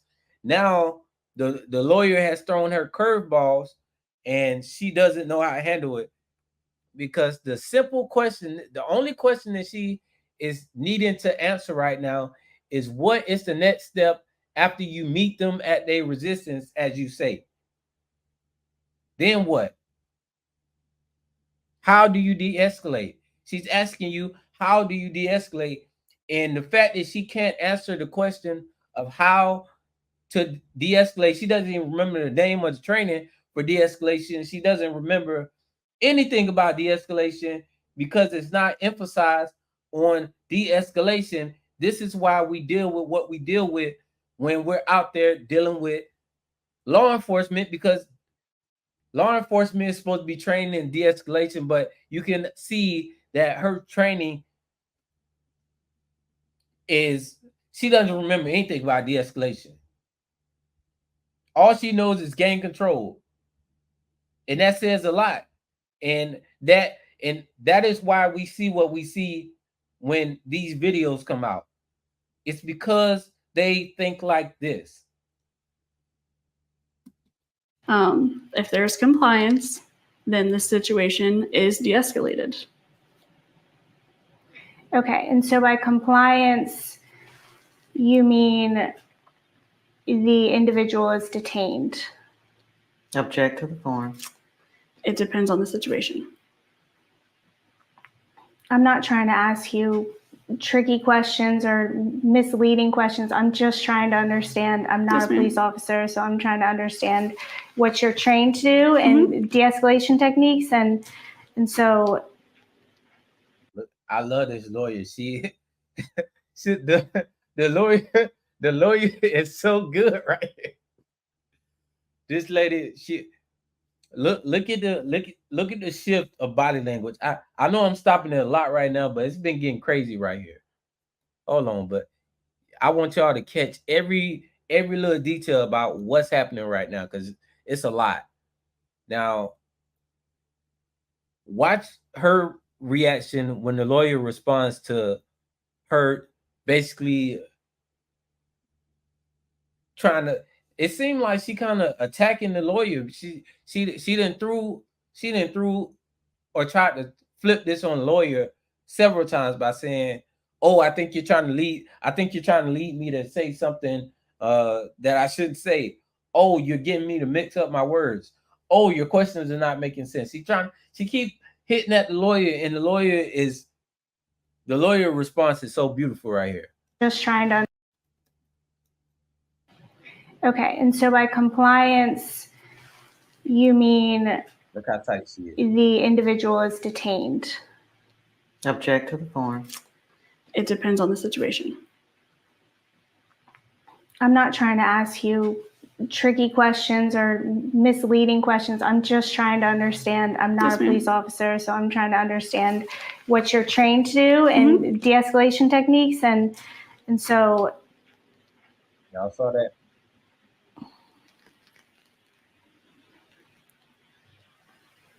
there's nothing else, and you're going to object, aside from gaining control of the situation and meeting resistance that you're trained as far as de-escalation techniques in any encounter with a citizen. Same objection. I can't say. I can't say what you're looking for.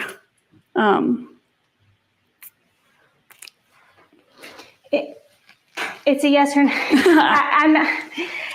I'm not trying to force you to give me an answer. I'm just trying to make the record clear and understand, because I feel as though I cut you off after you said meeting their level of resistance. And so I'm trying to reword the question to make it easier for you to understand, to be able to answer. Is there anything else that you're trained to do to de-escalate a situation in a traffic stop, aside from gaining control of the situation and meeting their resistance? Object to the form. No. Okay.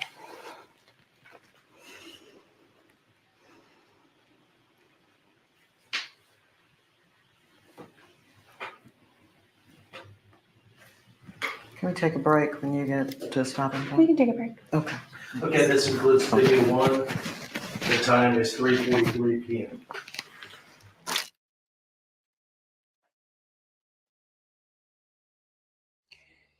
I find it real.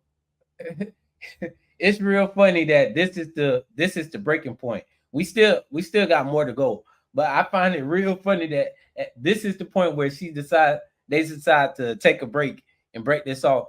So now she's about to get some more coaching, and then they about to get back into it after the coaching session. Come on, man. What is this? What is going on here? This is beginning of video two. The time is 3:48 p.m.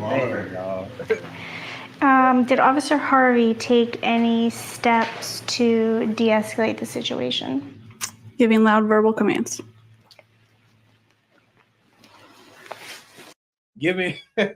I'm sorry, y'all. Giving loud verbal commands is a part of de-escalation. What? When have you been able to de-escalate a situation by yelling at somebody? When? Come on, what? Did you have the authority to stop the release of K9 Drago? No. Would you have been allowed to interject and suggest to Harvey not to release K9 Drago? I don't know the answer to that question. Okay. And so your testimony is you had no authority to de-escalate or stop the situation? I had no authority when it comes to K9 Drago.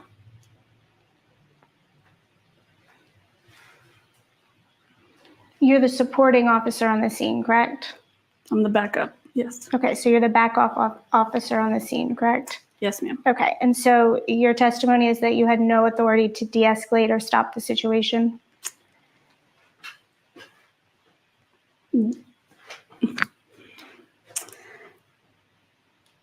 I'm trying to think of, it's kind of a two-part question. Okay.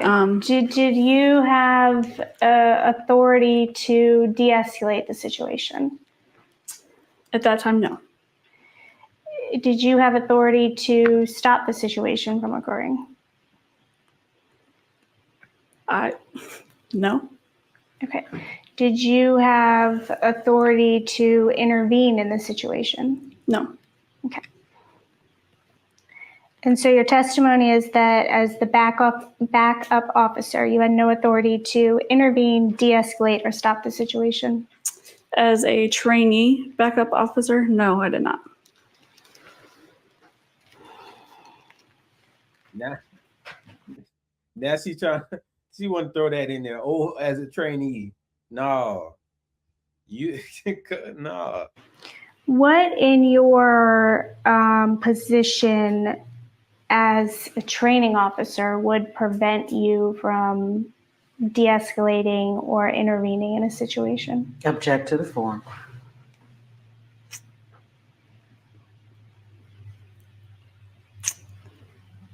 So I had no place to, I trusted Deputy Harvey's authority.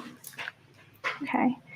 And so were you ever instructed by Officer Harvey not to intervene, de-escalate, or stop a situation? I was allowed to give my opinion. Okay. And were you ever given any policies or procedures by Columbia County Sheriff's Office that as supporting officer, you are not allowed to de-escalate, intervene, or stop a situation from occurring? Object to the form. I'd like to clarify that I was a trainee in this situation and we called for backup. Okay, so your previous testimony. Wow. So now she's trying to lean on the fact that she's a trainee. We're gonna take a second right here and look at her, because I know some people weren't here at the beginning of this stream, and at the beginning of the stream, I showed her arresting this blind man for his walking stick. So this is the same officer in the deposition. Look how she treats this interaction right here. Then we're gonna get back to it. Look how she treats this situation. What's this in your back pocket?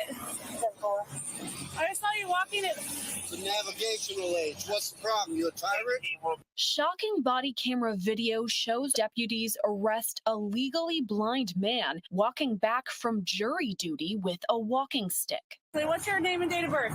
I don't have to give that unless Yes, sir. I was investigating. You have reasonable. Do you want me to put you in handcuffs right now? Yes, sir, I do. It happened on October 31st in Columbia County, Florida. Body camera video shows deputies interacting with 61-year-old James Hodges, who is carrying a walking stick in his back pocket. According to the video, responding deputies at first believed it was a gun. What is your suspicion? It looks like you're carrying a gun in your back pocket. I'm stopping to make sure you're carrying it properly. You don't have you ensured that it's not a firearm? No, you keep turning so I can't see it. You don't have to be a to me.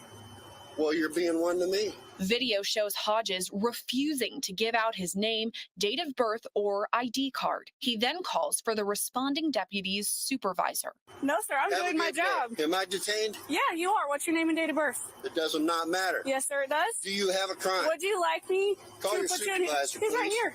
The supervising deputy again asks for Hodges' ID, but he refuses. What'd she stop you for? For a walking stick. So, and it could look like a weapon. She asked you to present it, okay? Now she's asking me for ID. Okay? I don't need the ID unless there's reasonable articulated suspicion that I have committed a crime and committing a crime or about to do a crime. Sir, and her suspicion was that you were armed, okay? And she's asking you for your ID. Well, now she has verified that I am not armed, okay? So there is no problem. You have your ID or not? I do have my ID, but you don't need it. After that, Hodges is handcuffed.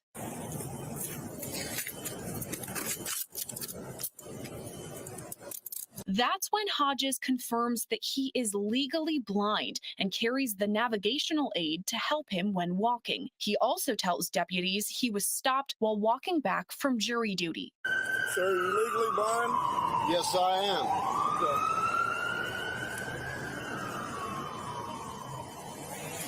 I had to walk up here in the dark for jury duty, which was canceled. Why aren't you using your stick? You don't have to use your stick all the time? Not all the time. After Hodges' ID card is retrieved, the supervising officer orders he be taken into custody for resisting an officer and obstruction. All right, Mr. Hodges. Was that hard? It's going to be. I want your name and your badge number. You know, put him in jail for resisting. Okay. Look at that. All right, let's go. So as you can see, she is like this because her sergeant is like this, and probably the lieutenant is like this, and all the way at the top, you know, it's all the way at the top. They're probably like this, and this is why she is the way she is. because she was backed up on this madness. Let's get back to this deposition. But I just want to show y'all this is the same officer, the same one. When it was that you were a backup officer. Okay, I was a trainee. Technically, I was backing him up, yes, but I was a trainee. We called for further backup for further assistance. He was trying to teach me what to do at the same time. Okay. And so is there anything in your position as a trainee that would prevent you from giving your opinion? In this situation, can I say strike that? No, you can't. Can you repeat the question? You can't ask your questions either. Can you read back my question? I'm sorry. Okay, and so is there anything in your position as a trainee that would prevent you from giving your opinion?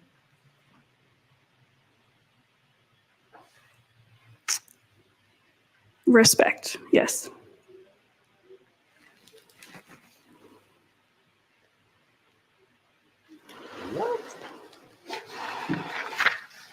Do you believe that there are alternative ways that this traffic stop could have been handled by Officer Harvey?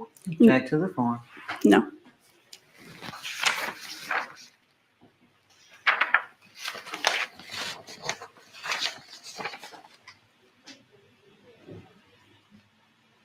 Who called for medical personnel following the fight? Initially, Deputy Harvey, followed by Sergeant Harrison. Okay. And who called for backup? Deputy Harvey told me to, and then I relayed it over the radio. Okay. And how long following the fight did strike that? Who arrived on scene as backup? First was Sergeant Harrison. And who else?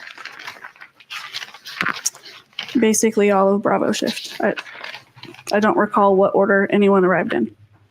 And you don't have to tell me the exact order, but who else arrived on the scene?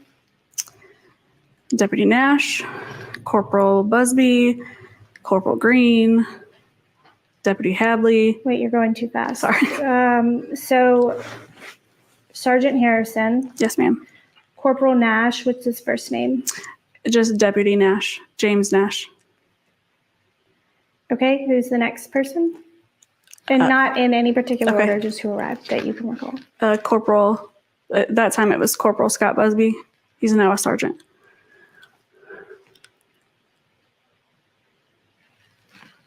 Corporal Josh Green, also sergeant. Chris Hadley. Who is he? What was his role again? I think you mentioned him previously. Chris Hadley was one of my FTOs. Okay. And he had trainee Jepko.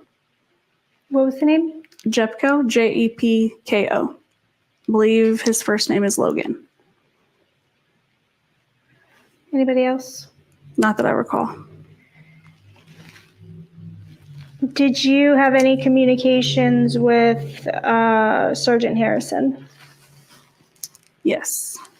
Tell me about that. I don't recall exactly what was said. He came to check on me and the females.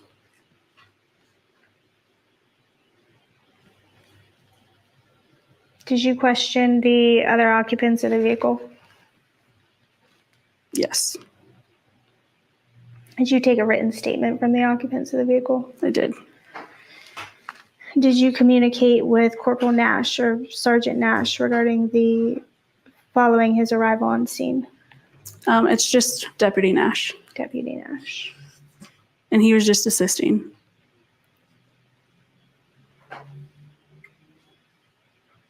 So did you communicate with him? Words were said. I don't recall what I told him. Okay. Did you communicate with Corporal Busby regarding the incident and what happened? Yes, I believe he assisted with the written statements.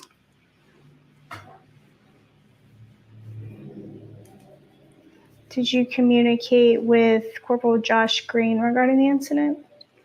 I don't recall speaking with Corporal Green. What about Chris Hadley? No.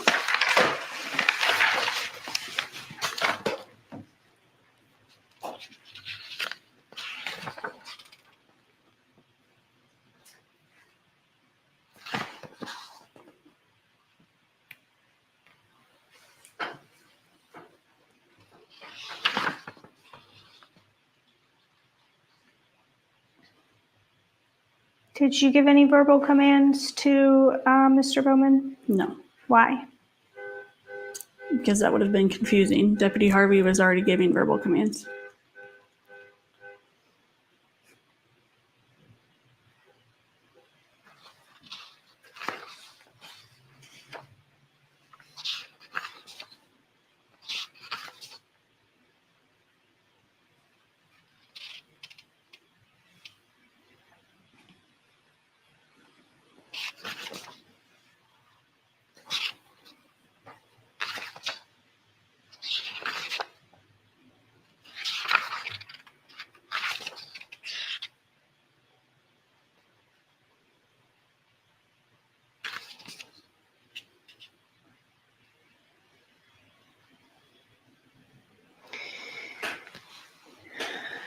Did you have your weapon drawn on the vehicle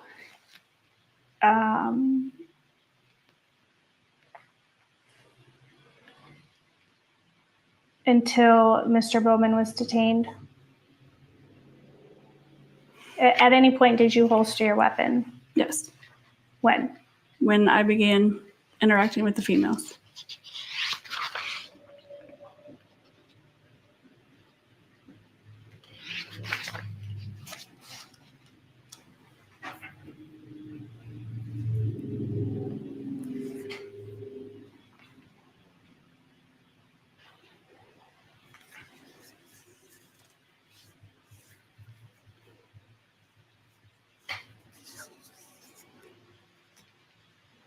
What about this traffic stop, in your opinion, made it escalate to a felony traffic stop? When the vehicle failed to stop. And did Mr. Bowman stop the vehicle in the driveway? He did. And that was on his own free will, correct? Object to the form. He did stop the vehicle. He voluntarily stopped the vehicle, correct? Object to the form. After Did failing he voluntarily stop the vehicle? After he failed to stop for the length of Gerson Road, he stopped in the driveway. And you didn't perform any pit maneuvers or roadblocks or spike strips or anything like that to stop his vehicle? No.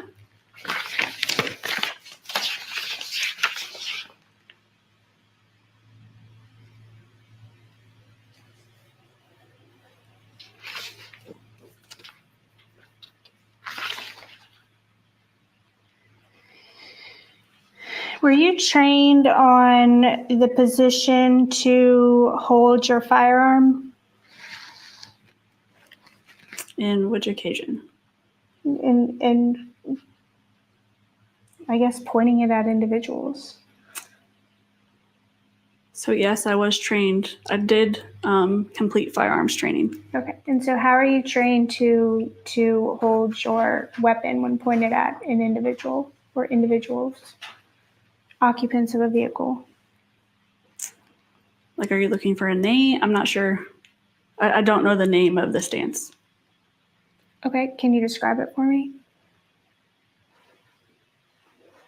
So you stand with your feet approximately, so I'm kind of doing it at the same time, with your feet approximately shoulder width apart, and you have your arms straight forward, and it's in your hands. Your trigger finger is not on the trigger until you're ready to fire it, and your thumbs are pointed forward.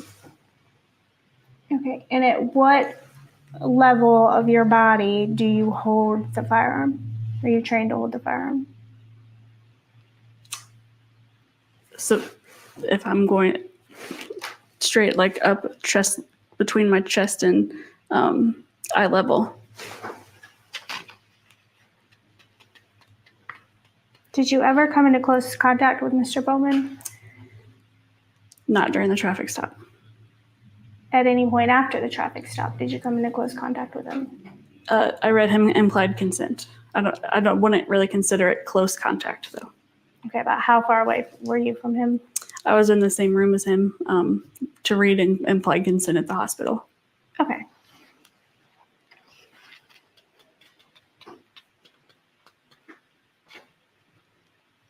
Did you have any concerns that the other individuals in the car may have had a weapon or been armed and dangerous? Yes, and until we had contact, like until we were able to search them outside the vehicle. And I may have already asked this, but did you ever order them outside of the vehicle prior to detaining Mr. Bowman? So you did. I don't recall. I was ordering them out at the same time they were kind of anxiously coming out because they were upset about what was going on. And did you have any reason to believe that perhaps maybe they would try to flee or elude? No, ma'am. Okay, and so did you have any reason to believe that Mr. Bowman was attempting to flee or elude? Yes, I was completely unsure what Mr. Bowman was doing. Okay, so what is, strike that.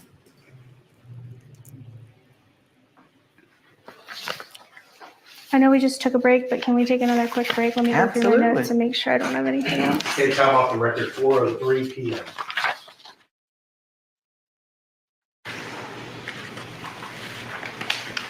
We're back on the record. The time is 4:07 p.m.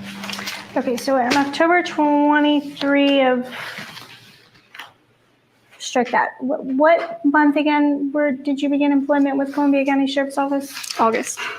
What was that? August. August, okay. And so what positions have you held while employed with Columbia County Sheriff's Office?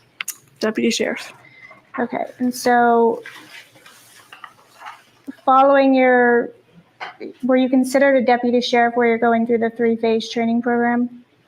Yes. Okay, and so following your training program, what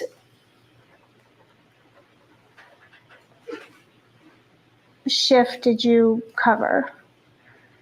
You said following training? Mm-hmm. I Bravo shift. Okay, and so that shift consists of essentially handling any type of calls that come through dispatch. Yes. Okay, and so responding to crime scenes or conducting traffic stops or just general routine patrolling? Yes, ma'am. Okay, and so have you ever been subject to any disciplinary action while employed with Columbia County Sheriff's Office? Yes. Okay, and tell me about that. I'd ask that you refer to my file. Okay. Can you tell me about the first instance that you were reprimanded or subject to discipline? I'm going to object at this point. I think the discipline you may be referring to, the only discipline I'm aware of, happened after this incident, so it's totally irrelevant to this case. So I'm going to object to that line of questions. You can answer the question. So I believe it would be November of 2022. And what happened in November of 2022? I had contact with Mr. Hodges and arrested him for resisting arrest, and the charges were dropped and I was disciplined for it. Okay, and did you have I'm glad she brought that up. So this was the case that she just mentioned with Mr. Hodges. My bad, y'all. Dang, I thought I was playing it. Y'all, hold on, y'all. This I just saw you walking it. It's a navigational age. What's the problem? You a tyrant? Shocking body camera video shows deputies arrest a legally.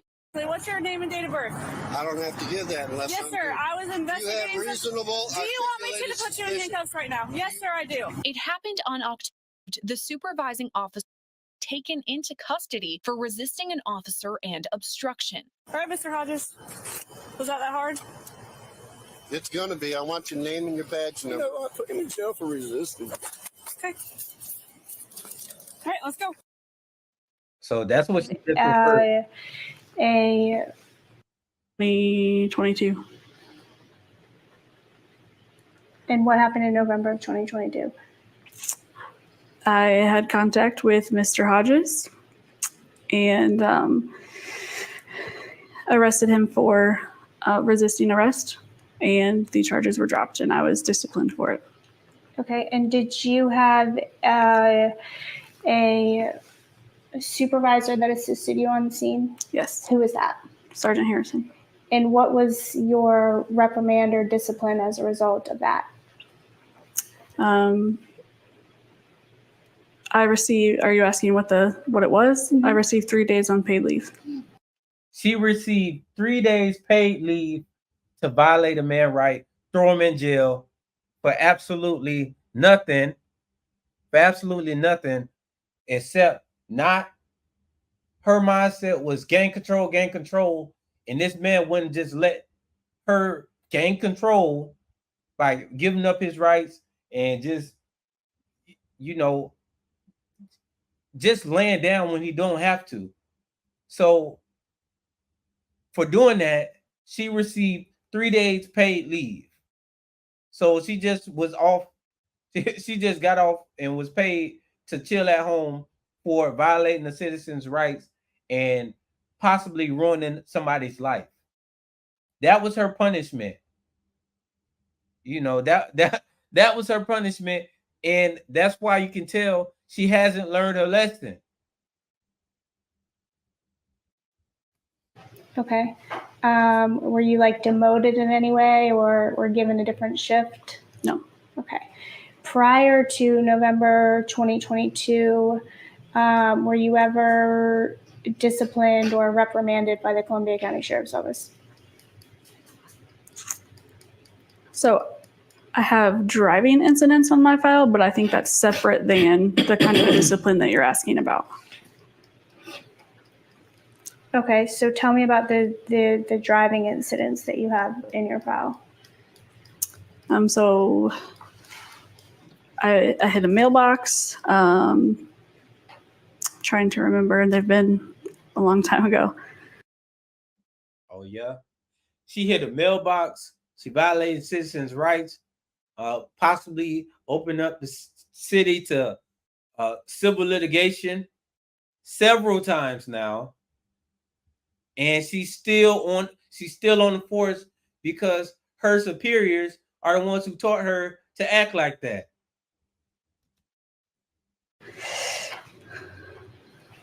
I don't recall I know there's one. Oh, okay. So I hit the mailbox. I missed the stop sign, which popped a tire. She hit a mailbox. She ran a stop sign and bust one of her tires, violating citizens. Why is she still on the force? She's obviously incompetent. She can't even drive. And recently I hit a cement box and backed into another patrol vehicle. You hit a cement box and you backed into another vehicle. What is going on here? Why is she still on the force? Why is she still on the force? How much? What will it take for them to get rid of her? Okay. And you say recently, when was that last incident? I believe the last incident was in March of this year. Okay. And so is the November 22 incident more of an internal affairs review versus just these kind of tell me the difference in the disciplinary review board as far as the traffic incidences versus the November 2022. So November 2020, yes, that was an IA investigation. The traffic incidents go through a review board. I forget what they call it, but it's like a traffic driving review board, and you receive discipline in that way. Like there's set out responses for different levels. Okay. And so have you ever had like your driving privileges revoked or the vehicle taken away or anything like that as a result of the driving incidences? I've had my take-home privileges revoked. Okay. For how long? 30 days. Okay. And so it would. So for all of these things, look at her messing up city property, violating the citizens, and her only punishment has been a 3-day vacation, and she can't take the car home for 30. She can't take the city car home for 30 days. That's her punishment. This county is, man, they're a joke. Columbus County is a joke. Are you or have you been on any type of probationary period as a result of any of those? None, man. Not that I recall. Okay. I don't have any other questions. All right, I've got just a couple for you, Deputy Godey. You were asking questions earlier about plaintiff's counsel about the PA system in this Deputy Harvey's vehicle. Yes, ma'am. Now, when Deputy Harvey was given his loud verbal commands, were you able to hear those commands okay? Yes. Okay. Did you have any reason to believe that Mr. Bowman did not hear Deputy Harvey's commands? No. Okay. Now, as far as the passengers inside of Mr. Bowman's vehicle, could you hear what they were saying inside the vehicle? Yes. Okay. What did you hear them saying? They were telling Mr. Bowman to just do what he's asking. Okay.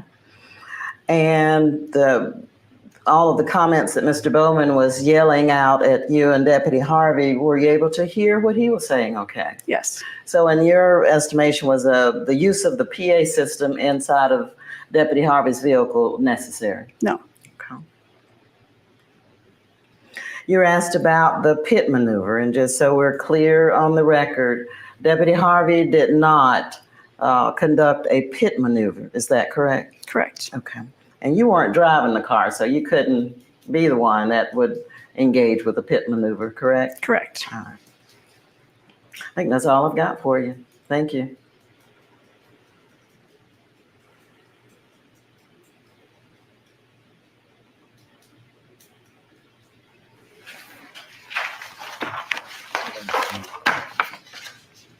I cannot believe it.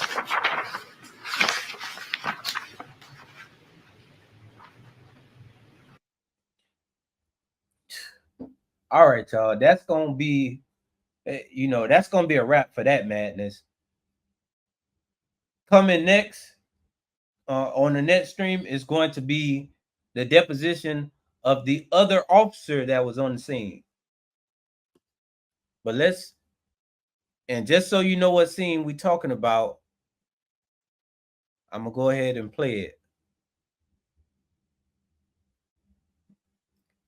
This is the case that she just had a deposition on right here. What I'm about to play.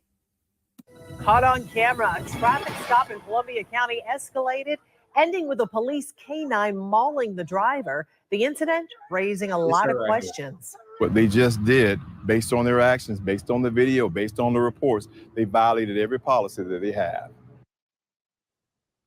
These are some of the pictures of the driver who was mauled by the police dog. He's 23-year-old Martinez Bowman. His injury is so severe, we had to blur the images. News4JAX reporter Eric Avenir is joining us live from outside the law offices of attorney John Phillips. Eric Phillips is now representing Bowman. Yes, and he plans to file a lawsuit against the Columbia County Sheriff's Office on the grounds of excessive force that he says his client endured at the hands of that deputy. And according to our crime and safety expert, it's going to be very difficult for the sheriff's office to defend the actions of that K-9 deputy. Can I? No, no, no, no. Oh my God! Oh my God! Oh my God! You just heard the audio from dashcam video provided to News4Jax from attorney John Phillips. In the video, we That's her de-escalating. That's them de-escalating right there. These are all the de-escalation actions that she takes. That's them de-escalating by sending a dog to go attack this person. That's what they do to de-escalate a situation.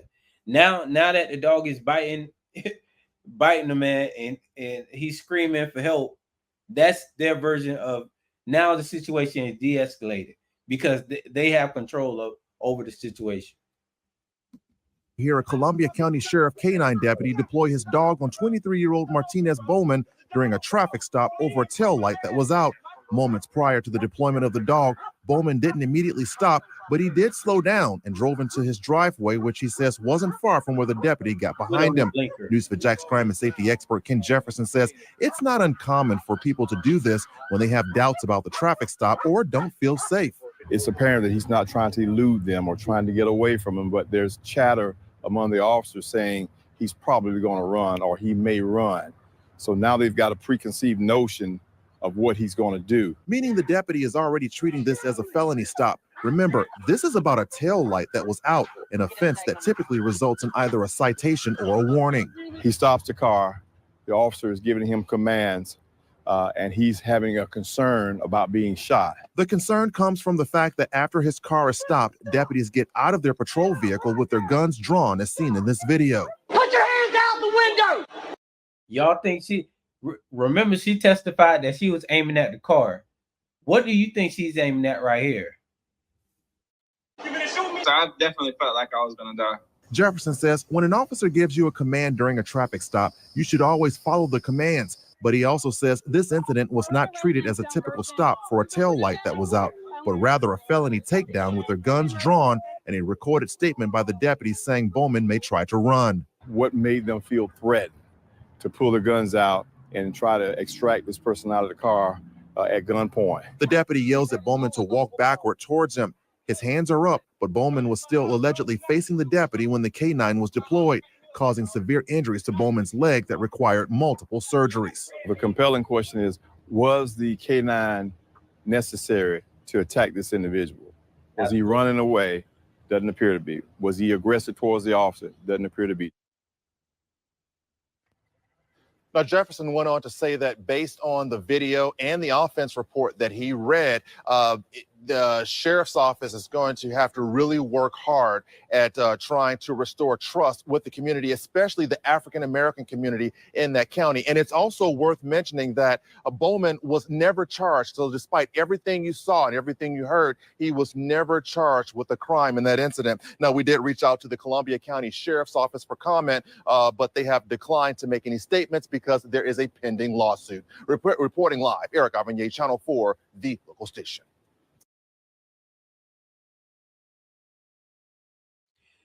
That's her second time on the news. Her second time on the news. Her second time in the situation that it made no sense. And then they're talking about restoring the trust of citizens. Who's going to trust these sheriffs when they've been on the news several times, being tyrants and violating citizens? Come on, man.